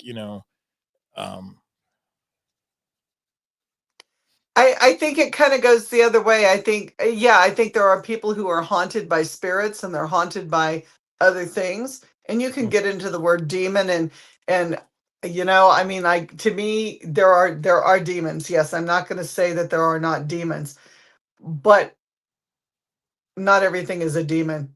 A lot of times it's just cat shit. I'm sorry, that's, everybody knows in my story what that is. Like, there's a whole story behind that. But to me, the demons that we create by thought, word, and deed, that harbor and they manifest and they grow, and our trauma that started out something maybe this big, that we blew into this huge monster and we carried with us, we gave it that energy, and now we have this shadow person, or we have these things that are following us. And I work with a lot of trauma, and I clean a lot of trauma off of people. And that trauma is created by either other people's thought, words, and deeds, or that person's own thought, words, and deeds. That's not a demon. Mm-hmm. Yeah, and it's funny that you put it that way too. I think a lot of people, getting back to our earlier conversation about misinterpretation, um, Psalm 82 is very clear on what you have dominion over. But a lot of people misconstrued Psalm 82 to believe that it was the Father, the Son, and the Holy Spirit. And I can have that argument, but it's not what the Bible's saying. What they're saying is that you have dominion over angels and demons. But take it one step further. To your point, if you are manifesting this, right? If you're manifesting these terrible things that are happening due to drug usage, due to alcoholism, due to having extramarital affairs, porn is a big one. You know, how much porn are you watching in your daily life? And people don't realize how evil this shit is, man. We don't know what those girls are under. We don't know what's happening in those videos, and who's controlling that, and what drug she's on. And there's a lot of evil in the porn industry. A lot of And trauma, a when lot of abuse. yeah, exactly. I mean, shit, man. One of the documentaries I watched on that, man, half the women that leave the porn industry never get married, never want to have sex again. Mostly gay, you know, just it's not the great foundation that, you know, people think it is, this enlightening escape. It's really not. And there's plenty of people that are addicted to it. But getting back to Psalm 82, remember that you have dominion over these things. And so people are like, oh, cool, I can control demons and angels. It's not what he's saying. No. He's saying you have control, which means if there's evil in your life, you put it there. If there's good in your life, you put it there. You have dominion. So when you read the words of God, you always have to look at it like a father teaching you something, a professor, even a woman. It could be your mom, it could be your grandmother, it could be the words of a wise professor. You don't always have to interpret it from a gender's perspective. But when I listen to the words and you actually feel the words of God, and that's what we say, that, well, I read the Bible, I didn't really feel anything. Were you reading it or were you hearing it? Because you have to hear it. You have to hear the words you're saying. And suddenly it manifests like, okay, well, maybe that's what that means. Well, it does mean that. You have dominion over evil. If you want to stop it, stop doing drugs. Well, I can't do that. Yes, you can. There's rehab programs. There's serenity programs. There's alcohol. My uncle Joe has been sober for close to 67 years. He leads the Alcoholic Anonymous program in Pittston, Pennsylvania. He removed his demons from his life because he had dominion over them. The minute you realize this power that you have, that's the minute you start to make the change in your life. Break down the word dominion, because I know you know your Latin. I know my Latin. Break down the word dominion for people. Well, domicile, right? It's domicile. The home it's the home you built. Domain. Yeah. So it's like you put yourself not in this home, not home, right. Like your physical home that you have maybe 2 bedrooms and 3 baths or 1 bath or whatever, but the home. Yeah. The home. Yeah. What is like, and that's when you start playing with the Latin, when you start playing with the Semitic languages, when you understand a little bit more about what that all means, right? When God says we have a covenant, what does that mean? Well, covenant is an agreement. That's what a covenant means. It's an agreement. I made an agreement with you. Don't break the agreement. Right. And so when we look at Isaiah, when we look at Jacob, when we look at the covenants being broken and you see all this turmoil, we're bringing this on ourselves. Like these young kids want to go in there and they want to scream at a wall and think that's a demon. It's not how it works, man. No, that is not. It doesn't work that way. It's like, okay, hold on, man. I was there during Babylon, and what do you want to talk about? You want to scream at me in a cement wall in a basement? Okay, cool, dude. Like, be careful what you wish. Like, you know, and but you know, 600,000 followers, sending them llamas and all this other crap on TikTok, making them millionaires, buying Ferrari Sending them schoolhouse. llamas. Yeah. Yeah. And it's just Sending- like, I don't know half the lingo, man. Like, what are you sending the guy? You guys want me to go in this room? I'm going to go taunt this spirit. Give me 5 llamas. And I'm like, let's get to 3,000 viewers. Come on, guys. I'm like, what are you doing, dude? This is not a show, man. Like, and No. it's just, you're playing with fire. And, you know, people are like, well, you know, it's all fake anyway. I'm like, is it? Is it though? Because Aaron's Ask wife, Solomon. Let's Aaron's talk wife- Solomon. Lesser and minor Yeah. keys. Was that? Do you think that when you read about the wars and you have you have 2 accounts, you have 3 Semitic languages that are all saying the same thing, that this did happen, and they were there, they were scribes. Do you think that that's fake? Like, but then when you get into like people like, oh, well, you know, they just do it for the TikToks, man. Like, they make so much money on YouTube. Okay, well, Zach and Colby, we could start there. Zach had testicular cancer out of nowhere. They both have drug problems now. They've both been in rehab once or twice. Aaron's wife hired somebody to try to kill him. If you don't think that when you look for demonic shit, you find it, then look again, because it's out there in the front. When you look at the old guy, when you look at 2008 Halloween episode of Ghost Hunters Taps, the guy puts a fishing line in it, and now forever he's known. Grant is forever known for the fishing line hook. He's forever. I don't respect the guy. He faked it. He'll always fake it. Staging crews for Ghost Hunters. This is something that came from the producers. If you're not seeing it, then you're not reading the same book I am. But if you put that stuff on yourself, I mean, that's where you, and it's hard. Trust me, I'm not perfect. And I put this shit in my life too. And it's like, the person how you exercise yourself, how you demonetize yourself. Look in the mirror. Demonetize. I love. Yeah. That's a whole different word too, though. It is. But if you're going to demonetize yourself, look in the mirror, because half the problems you have in your life are from that person. And it's just this idea that it takes a long time to get to a place in your life where you're like, oh shit, I'm the problem.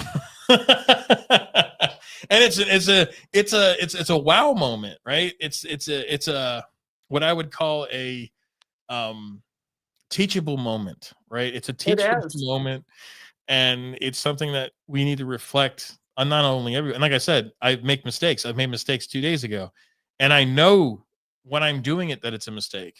And out it flies, and that voice inside is going, "Shut the fuck up, man. Just shut the fuck up. Stop your fingers. Don't hit send. Shut your mouth. Whatever it is." Yeah, just let it go. And I was trying to do looking through. I said, well, let me look into it. I started looking into the Haunted Hill House. And I'm like, I asked my group, I'm like, has anybody been here? And then I think one of my girls on the team was like, I've been there, or I know of it. And it's mixed. Some people have gotten great experiences. Some have gotten nothing. I'm like, well, that's every paranormal location. I went to Waverly 3 times. It's an incredible place. It really is. I will not take anything away from Waverly. I didn't get shit. Nothing. Like nothing. Ever. I don't even go there anymore. I'm like, that place is not haunted. In my opinion, it's not. People go there and they have like the craziest experiences. I'm like, really? I was like, man, maybe I need to go with you. But then I realized, that I'm very much into my faith, and I'm just. I was going to say, you're solid. You're solid. The people who are getting things are not necessarily solid in their faith. Yeah. So their faith gets tested. Yeah, I'm a brick wall, and it's like, we can't fool this guy, so it's but it's a crazy world that we're living in right now with the paranormal and everything that's happening, in the paranormal, where everything's haunted. All these new locations are constantly, just, oh shit, well, we need to make money. Well, this place is old, it's got to be haunted. Let's run events. And it's just like, or the demon houses. And I won't mention the one that other people that watch my pod that are East Coasters, there's a house that there's currently lawsuits and harassment charges and ex partes and all kinds of things, not ex parte, whatever the thing is for other people, not family members, to stay away from you. I call them ex partes. I lump them all into one thing. Sure. But they did not get demonic activity, and it became a guess what? We're going to blackmail you until you say. Yeah. And I'm seeing that pop up in places too. You're going to come in here and because you're a big team, you're going to say, this is what we got. Yeah. And people don't want to do it. People are tired of that, from the shows being faked and everything being faked. I think there's honest teams out there that are just like, didn't get it. Yeah, no, it's just like look, when you watch the first 4 seasons, which I did recently, of Ghost Adventures with Zach Baggins and Josh and Aaron, and that show is incredible. That's a great show because they were really trying to get to the bottom of stuff. They were doing the research after, they were looking up stuff. They were really trying to be paranormal investigators. And that went from everything's a fucking demon. It's like, what? Well, we're not talking about ghosts anymore. Like, it's not Shirley in the basement. No, it's got to be a demon. Like, that's what sells, and then that hurts our industry. And somebody And had a doing post. ceremonies. I'm sorry, doing Yes. ceremonies to bring things in. Dude, if you can't control yourself, don't fucking try to control a demon that you're calling in.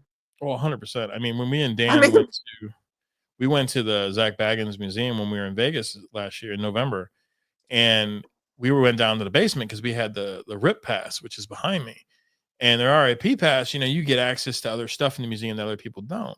And so we were able to go in the basement of this house that was once owned by Jenna Jameson's dad, who was in a satanic cult, who they did sacrifice and kill kids in the basement of this fucking place.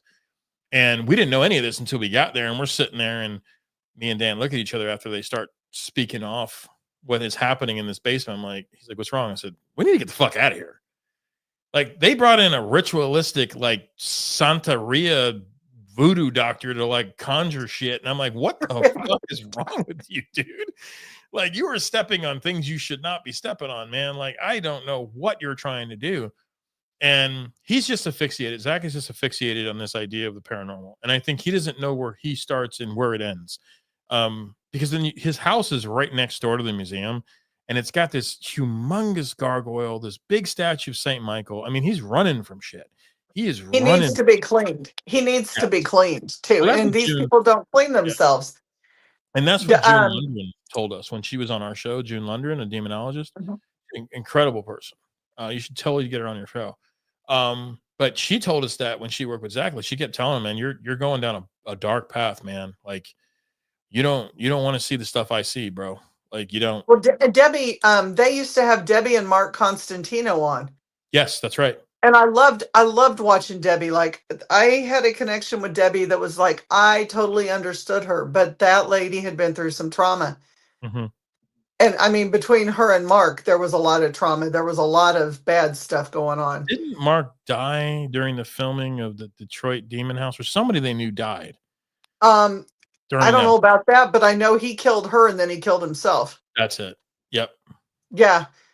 There was a lot of drugs. I think there was a lot of partying. There was a lot of abuse. There was a lot of domestic abuse. And I don't know who started. It doesn't matter. It was domestic abuse. And I think, they had worked those cases so much, and they had gotten in, and again, staying on top of things and staying clean and making sure that you were that you're not doing those things, and you're cleaning yourself after every event.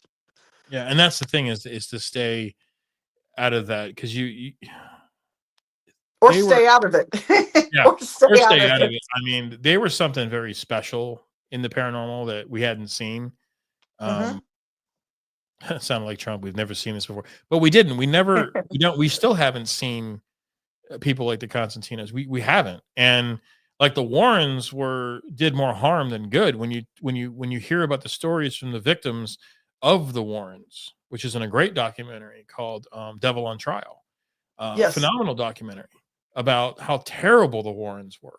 Malachi Martin sued them when he was still alive. Like, dude, like, what are you doing, man? Like, I never said that you could be an exorcist. Like, Ed Warren was never ordained by the Catholic. The Catholic Church would never do that. I went so far as to track down and find Father Gary Thomas, who was actually teaching seminary in San Francisco, Redwood City. I interviewed him. He wouldn't go on camera because the Archbishop wouldn't allow it, but I think I'm warming to the Archbishop. But we did a 2-hour interview and I asked him all these questions, and he says it blatantly in the interview. He's like, absolutely not. The Catholic Church will not condone a person that's not a priest as an exorcist. That's impossible. They would never do that. Like and he had all of Malachi's books in his office. He knew exactly. I have his books right there. Hostage to the Devil is a great book by Malachi Martin. And the thing with all of this is what these kids are stirring up is that you're starting to see the fallout. You're starting to see where Sam and Colby were urban explorers, and now they're into some dark shit, man. They've gone off the rails, man. Like they're doing darker and darker stuff, and it's because they're looking for it, right? Once again, that's domicile. You're putting that in your home, dude. You're putting that in your space, your temple. That's just not good shit. That's not. There's nothing. There's no ifs, ands, or buts around it. Even Joe Rogan was like, why are you why are you doing this? Because, so it's like, and they didn't have a good answer. And the love of money is the root to all evil. That's what I was gonna say. Money, like money and attention and fame. And that's, to me, that's, you start watching teams change, you start watching people change. I have watched healers and readers all change when it comes down to ego and money. Yeah. I mean, you're getting into the deadly sins and the demons again. It can't be about that. It has to be about love. It has to be about helping people and doing what's right. Yeah, I mean, if there are disembodied people that need help transitioning, or they don't know what to do, or they're lost, or I think that is where I loved being a paranormal investigator. That's what we went into it for. I don't know what this stuff is about, man. Like I don't get it anymore, dude. Like when I was an investigator paranormal, I see this one when I was a kid.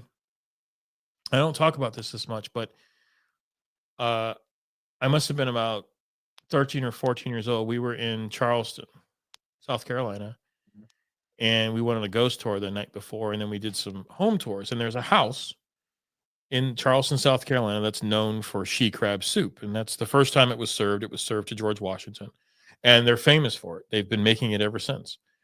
And we were sitting there. I was with my then wife at the time, and I said, the guy came over and says, "Hey, man, like, if you guys want to walk around, like, feel free." And I walked around and I went upstairs. And so what did I say? I said I was 13. I said 14 years ago. 13 is before my daughter was born. So this had to have been 14 or 15 years ago. Not how old I was.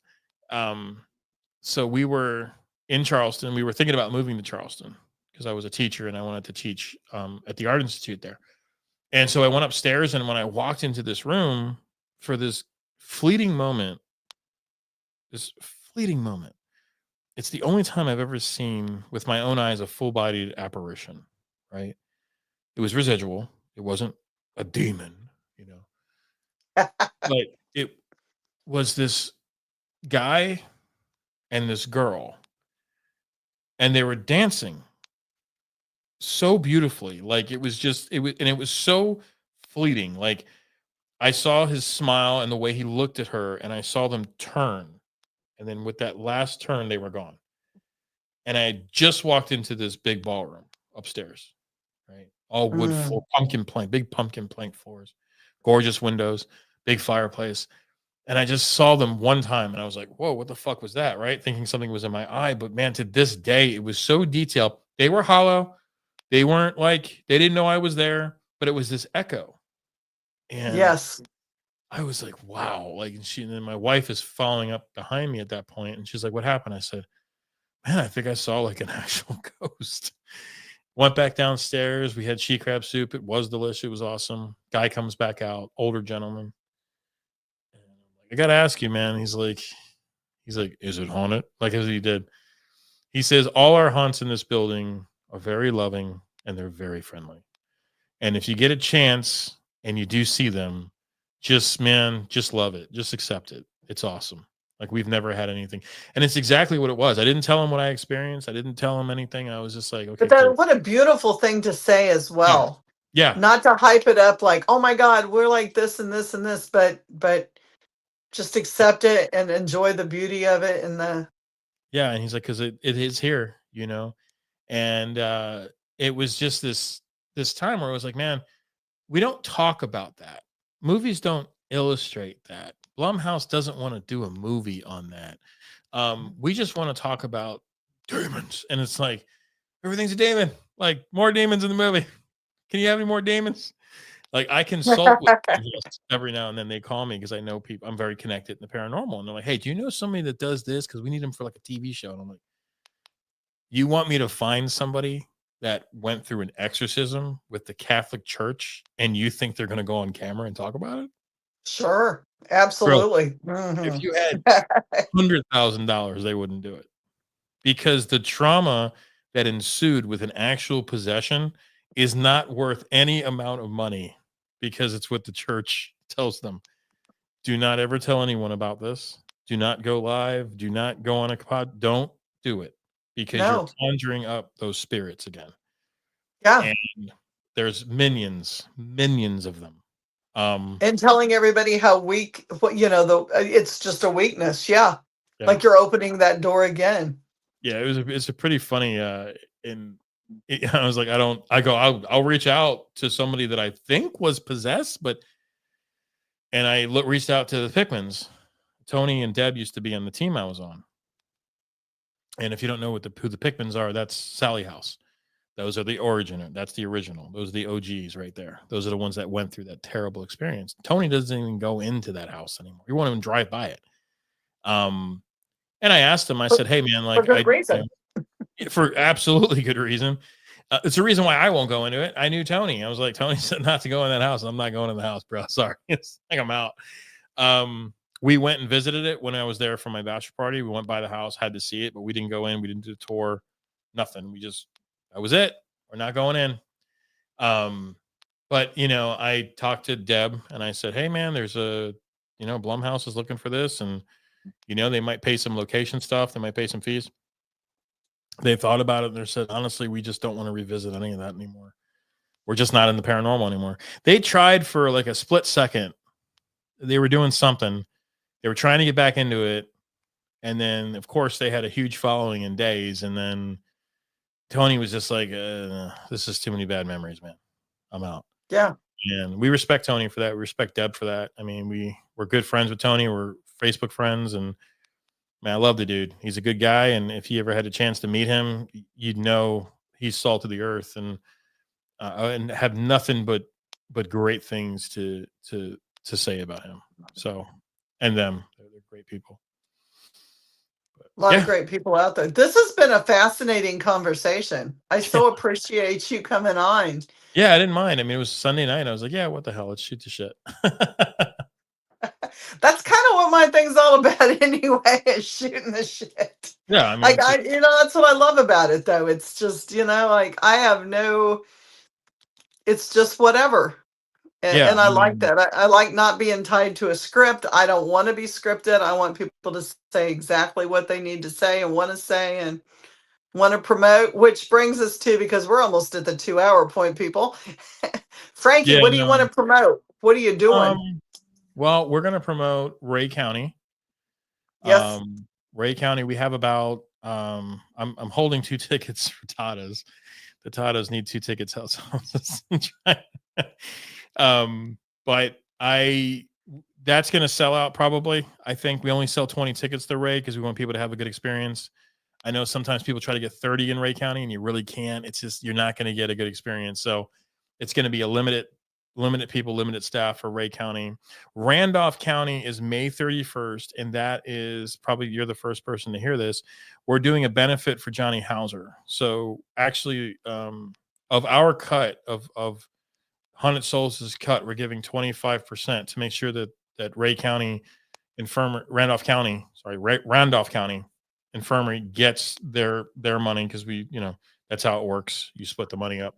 But we're splitting ours with Johnny Hauser to help him and his family, because that whole thing, we just feel it's one thing to lose your job. It's one thing to lose your job in a house. That's just too much for one person. So I know there's a GoFundMe. Me, Jeremy, and Dan, we all know Johnny. We all did the Velisca Axe House. We all did it with him. We've seen him at Paracons throughout the Midwest forever. So it was just really crazy that I hadn't talked to him in 3 or 4 years. Same with Jeremy. And I was like, we got to do something for Johnny. And we thought Randolph County, we're going to do that one is going to be a benefit for Johnny Hauser. So 25% of the proceeds on Haunted Souls' cut is going to Johnny and his family to help him out. Get me the link on that. Get me the link, and I'll make sure I put that on the pod and YouTube, and I'll put it on my link too. Absolutely. I appreciate that. So yeah, those are our next two. MSP is, sells itself. I'm not too worried about that one. I think we got about maybe 40 tickets left, because we're only doing 75. We don't do the 100. We do it for 75 at 75. That's always been our deal. That'll always be our deal. We don't want to overprice and gouge people. Every one of our events is $75. The only time you'll ever see $100 event is at Arcadia, and you get to eat all the delicious food, which is amazing. It is amazing.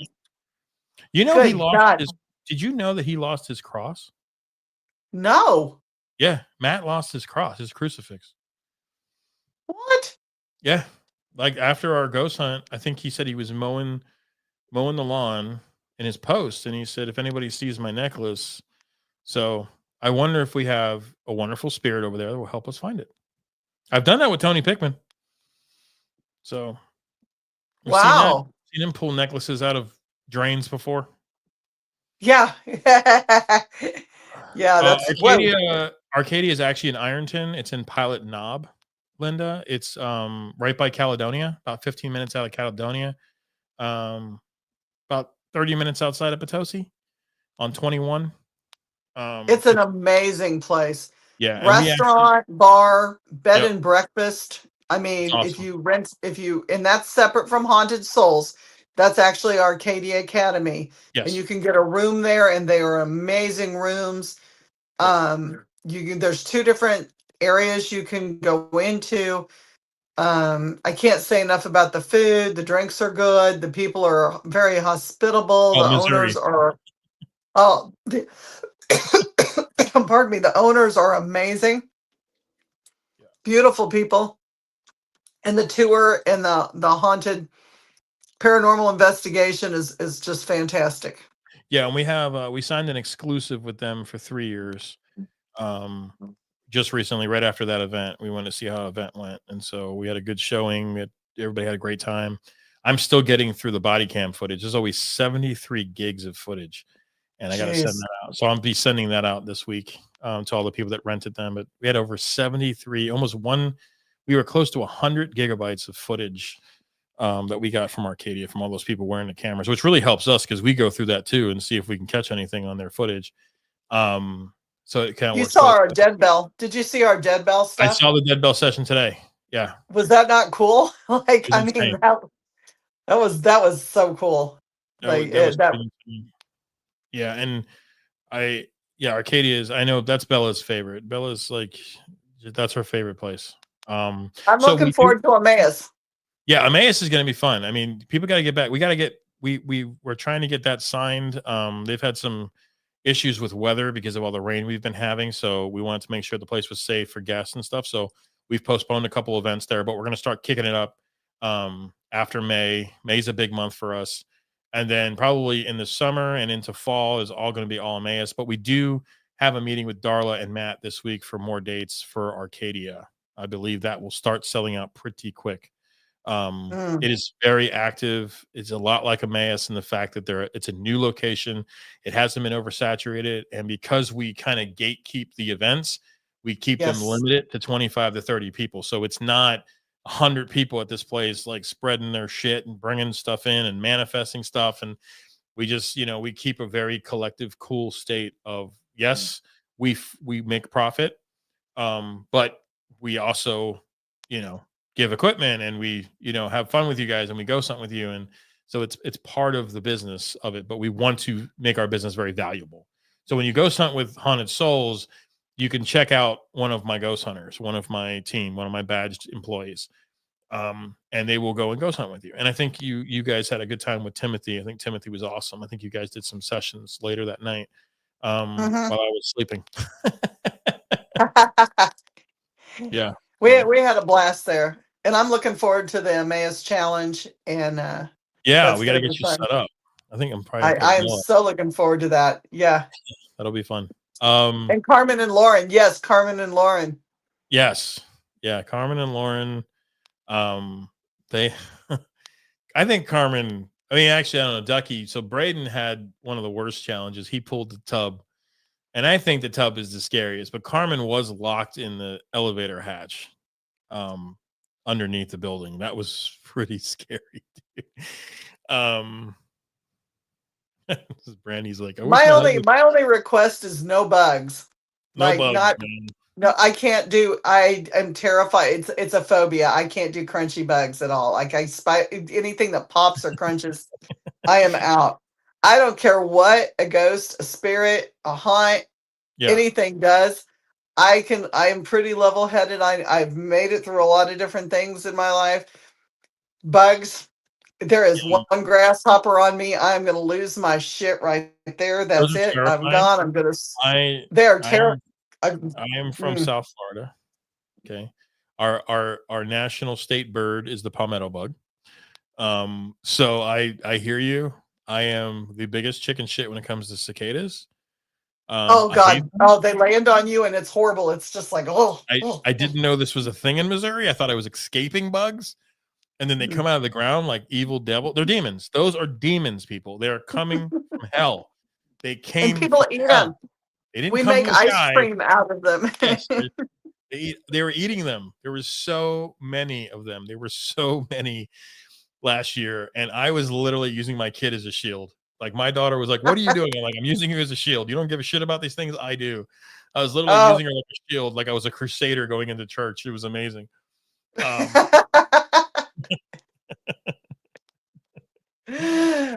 Oh my.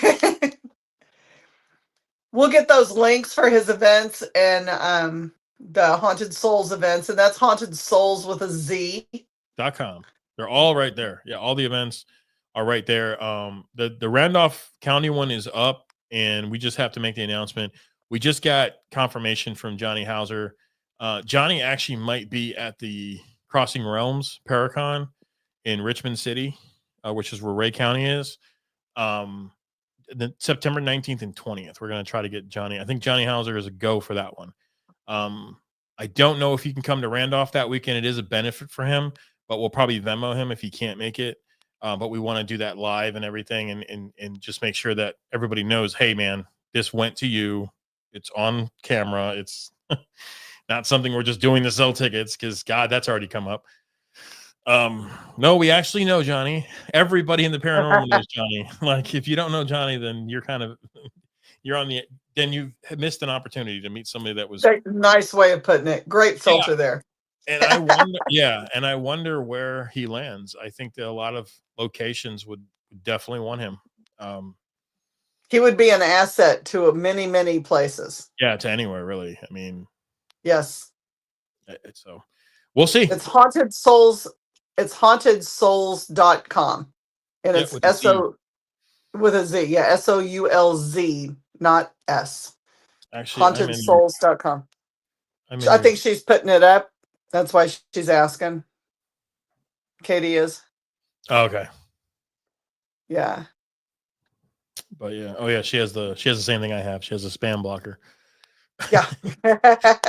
She's like, come in, like, invest with us. I'm like, who are these people? Bitcoin, what are you talking about? This is a paranormal show. We're broke because we bought paranormal equipment. Like, leave us alone. Absolutely. We have no money for Bitcoin. We have no monies. We have no monies. It all goes for equipment. I know. I thought about doing like a Boo coin, like, you know, like a new cryptocurrency. A Boo coin.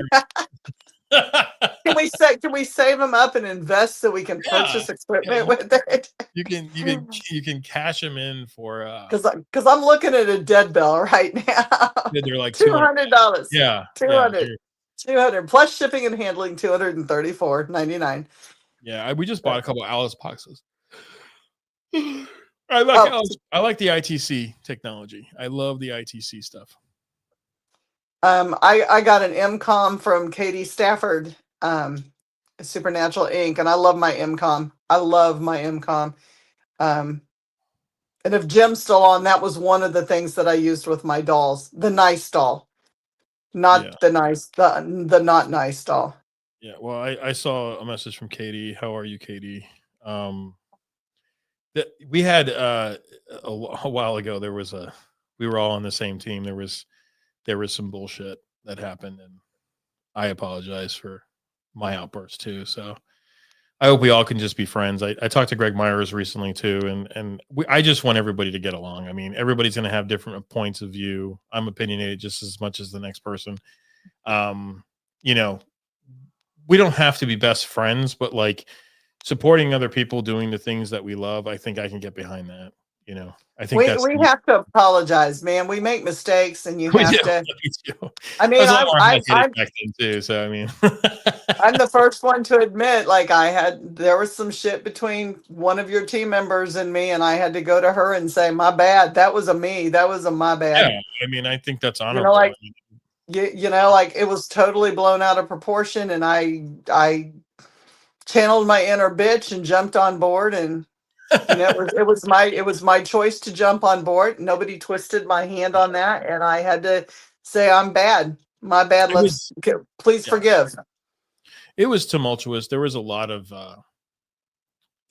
pain in that one, because when you come to Missouri and you don't really know anybody, and you join the team, it's like your team becomes your family and stuff, and we can always disagree on stuff, and that's great. I think that's great debate. It's what we talked about earlier, but it's all about growth too. Like you know, I I look back sometimes and I'm like, I'm just happy that like people can forgive too. I think that's That's a the other. biggie.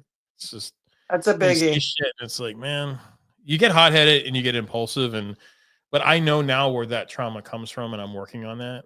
And it might not save all the relationships that or the bridges that I burnt, but it at least prevents me from lighting fire again. is the best Man, to say. oh, I try.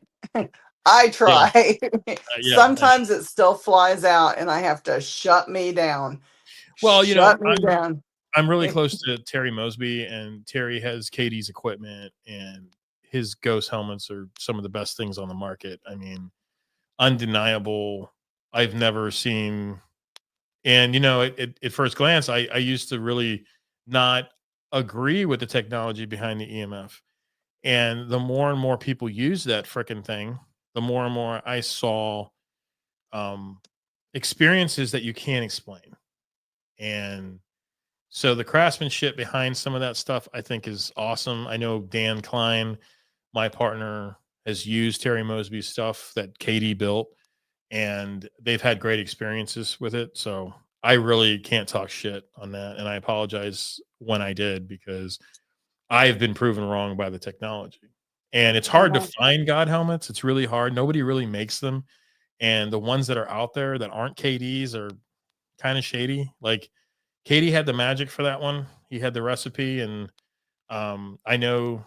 I mean, to this day, Jeremy King is not the same investigator. Um, it wasn't directed toward. It was the thing that I said was directed at God helmets. I didn't necessarily believe in them. Um, Right. but I the minute you're around that stuff, like Jeremy's my best friend. And I wasn't there that night at Ashmore, and Katie probably remembers this. Um, but whatever happened to Jeremy at Ashmore, I think this is actually when Katie built the fucking thing. It was a Optimus Prime. That's what I do remember. It was an Optimus Prime helmet, and he put it on, and I was like, "What are you doing? Like, what is that?" He had a picture, and he sent it to me. He's like, "Oh no, I'll explain it later." Jeremy was changed. Jeremy was never the same paranormal investigator again. He was a person, this was a guy that would go down to the basement of the exorcist house by himself without a problem. Okay. After the God helmet experience at Ashmore, he will still do things alone, but he's not the same investigator. Whatever came out of that wall that night, whatever was conjured in Ashmore is still at Ashmore. And it's the thing that was described to me by Danny Brumley and Jeremy King and Terry Mosby, who was there, is the scariest story I've ever heard in the paranormal. And it came from that helmet. Wow. Yeah, it is. And it's the truth, man. Like none of them were lying.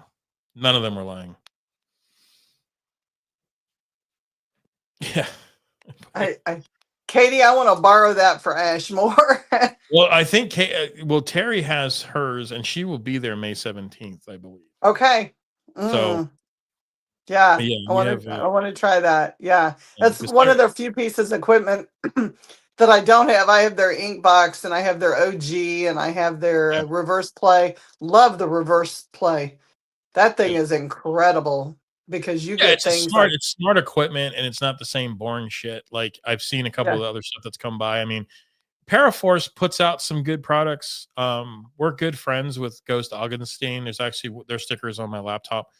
They're good people. We got to investigate with them. They were super fun, and they took us. We were in this. I don't want to keep your show any longer, but this is a funny story. We were in St. Augustine, and I'm talking to these paranormal investigators. I'm like, yeah, dude, wherever the hottest spot is, bro. So he's like, all right, tomorrow, like, meet me here. Like, and it was a breakfast place. So we all ate breakfast and stuff like that. He's like, I want you to show you the most historic plaque we have that nobody knows about in St. Augustine. All right. So now if you've been to St. Augustine, every 3 seconds, there's a sign that says, in 1596, a cannonball landed in this house and it's still there. Da, da, da, da. So we're walking around all these things. And finally we get to this spot, right? And it's this beautiful blue gate, and it's this gorgeous, like, ornate bronze plaque. And it said, in 1739, nothing happened here. It was just the best sign. And the ghost hunters took us there, like, that is the best sign in St. Augustine.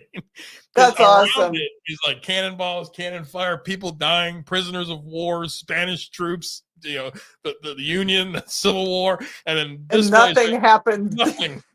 Nothing. This place was absolutely the outhouse or something.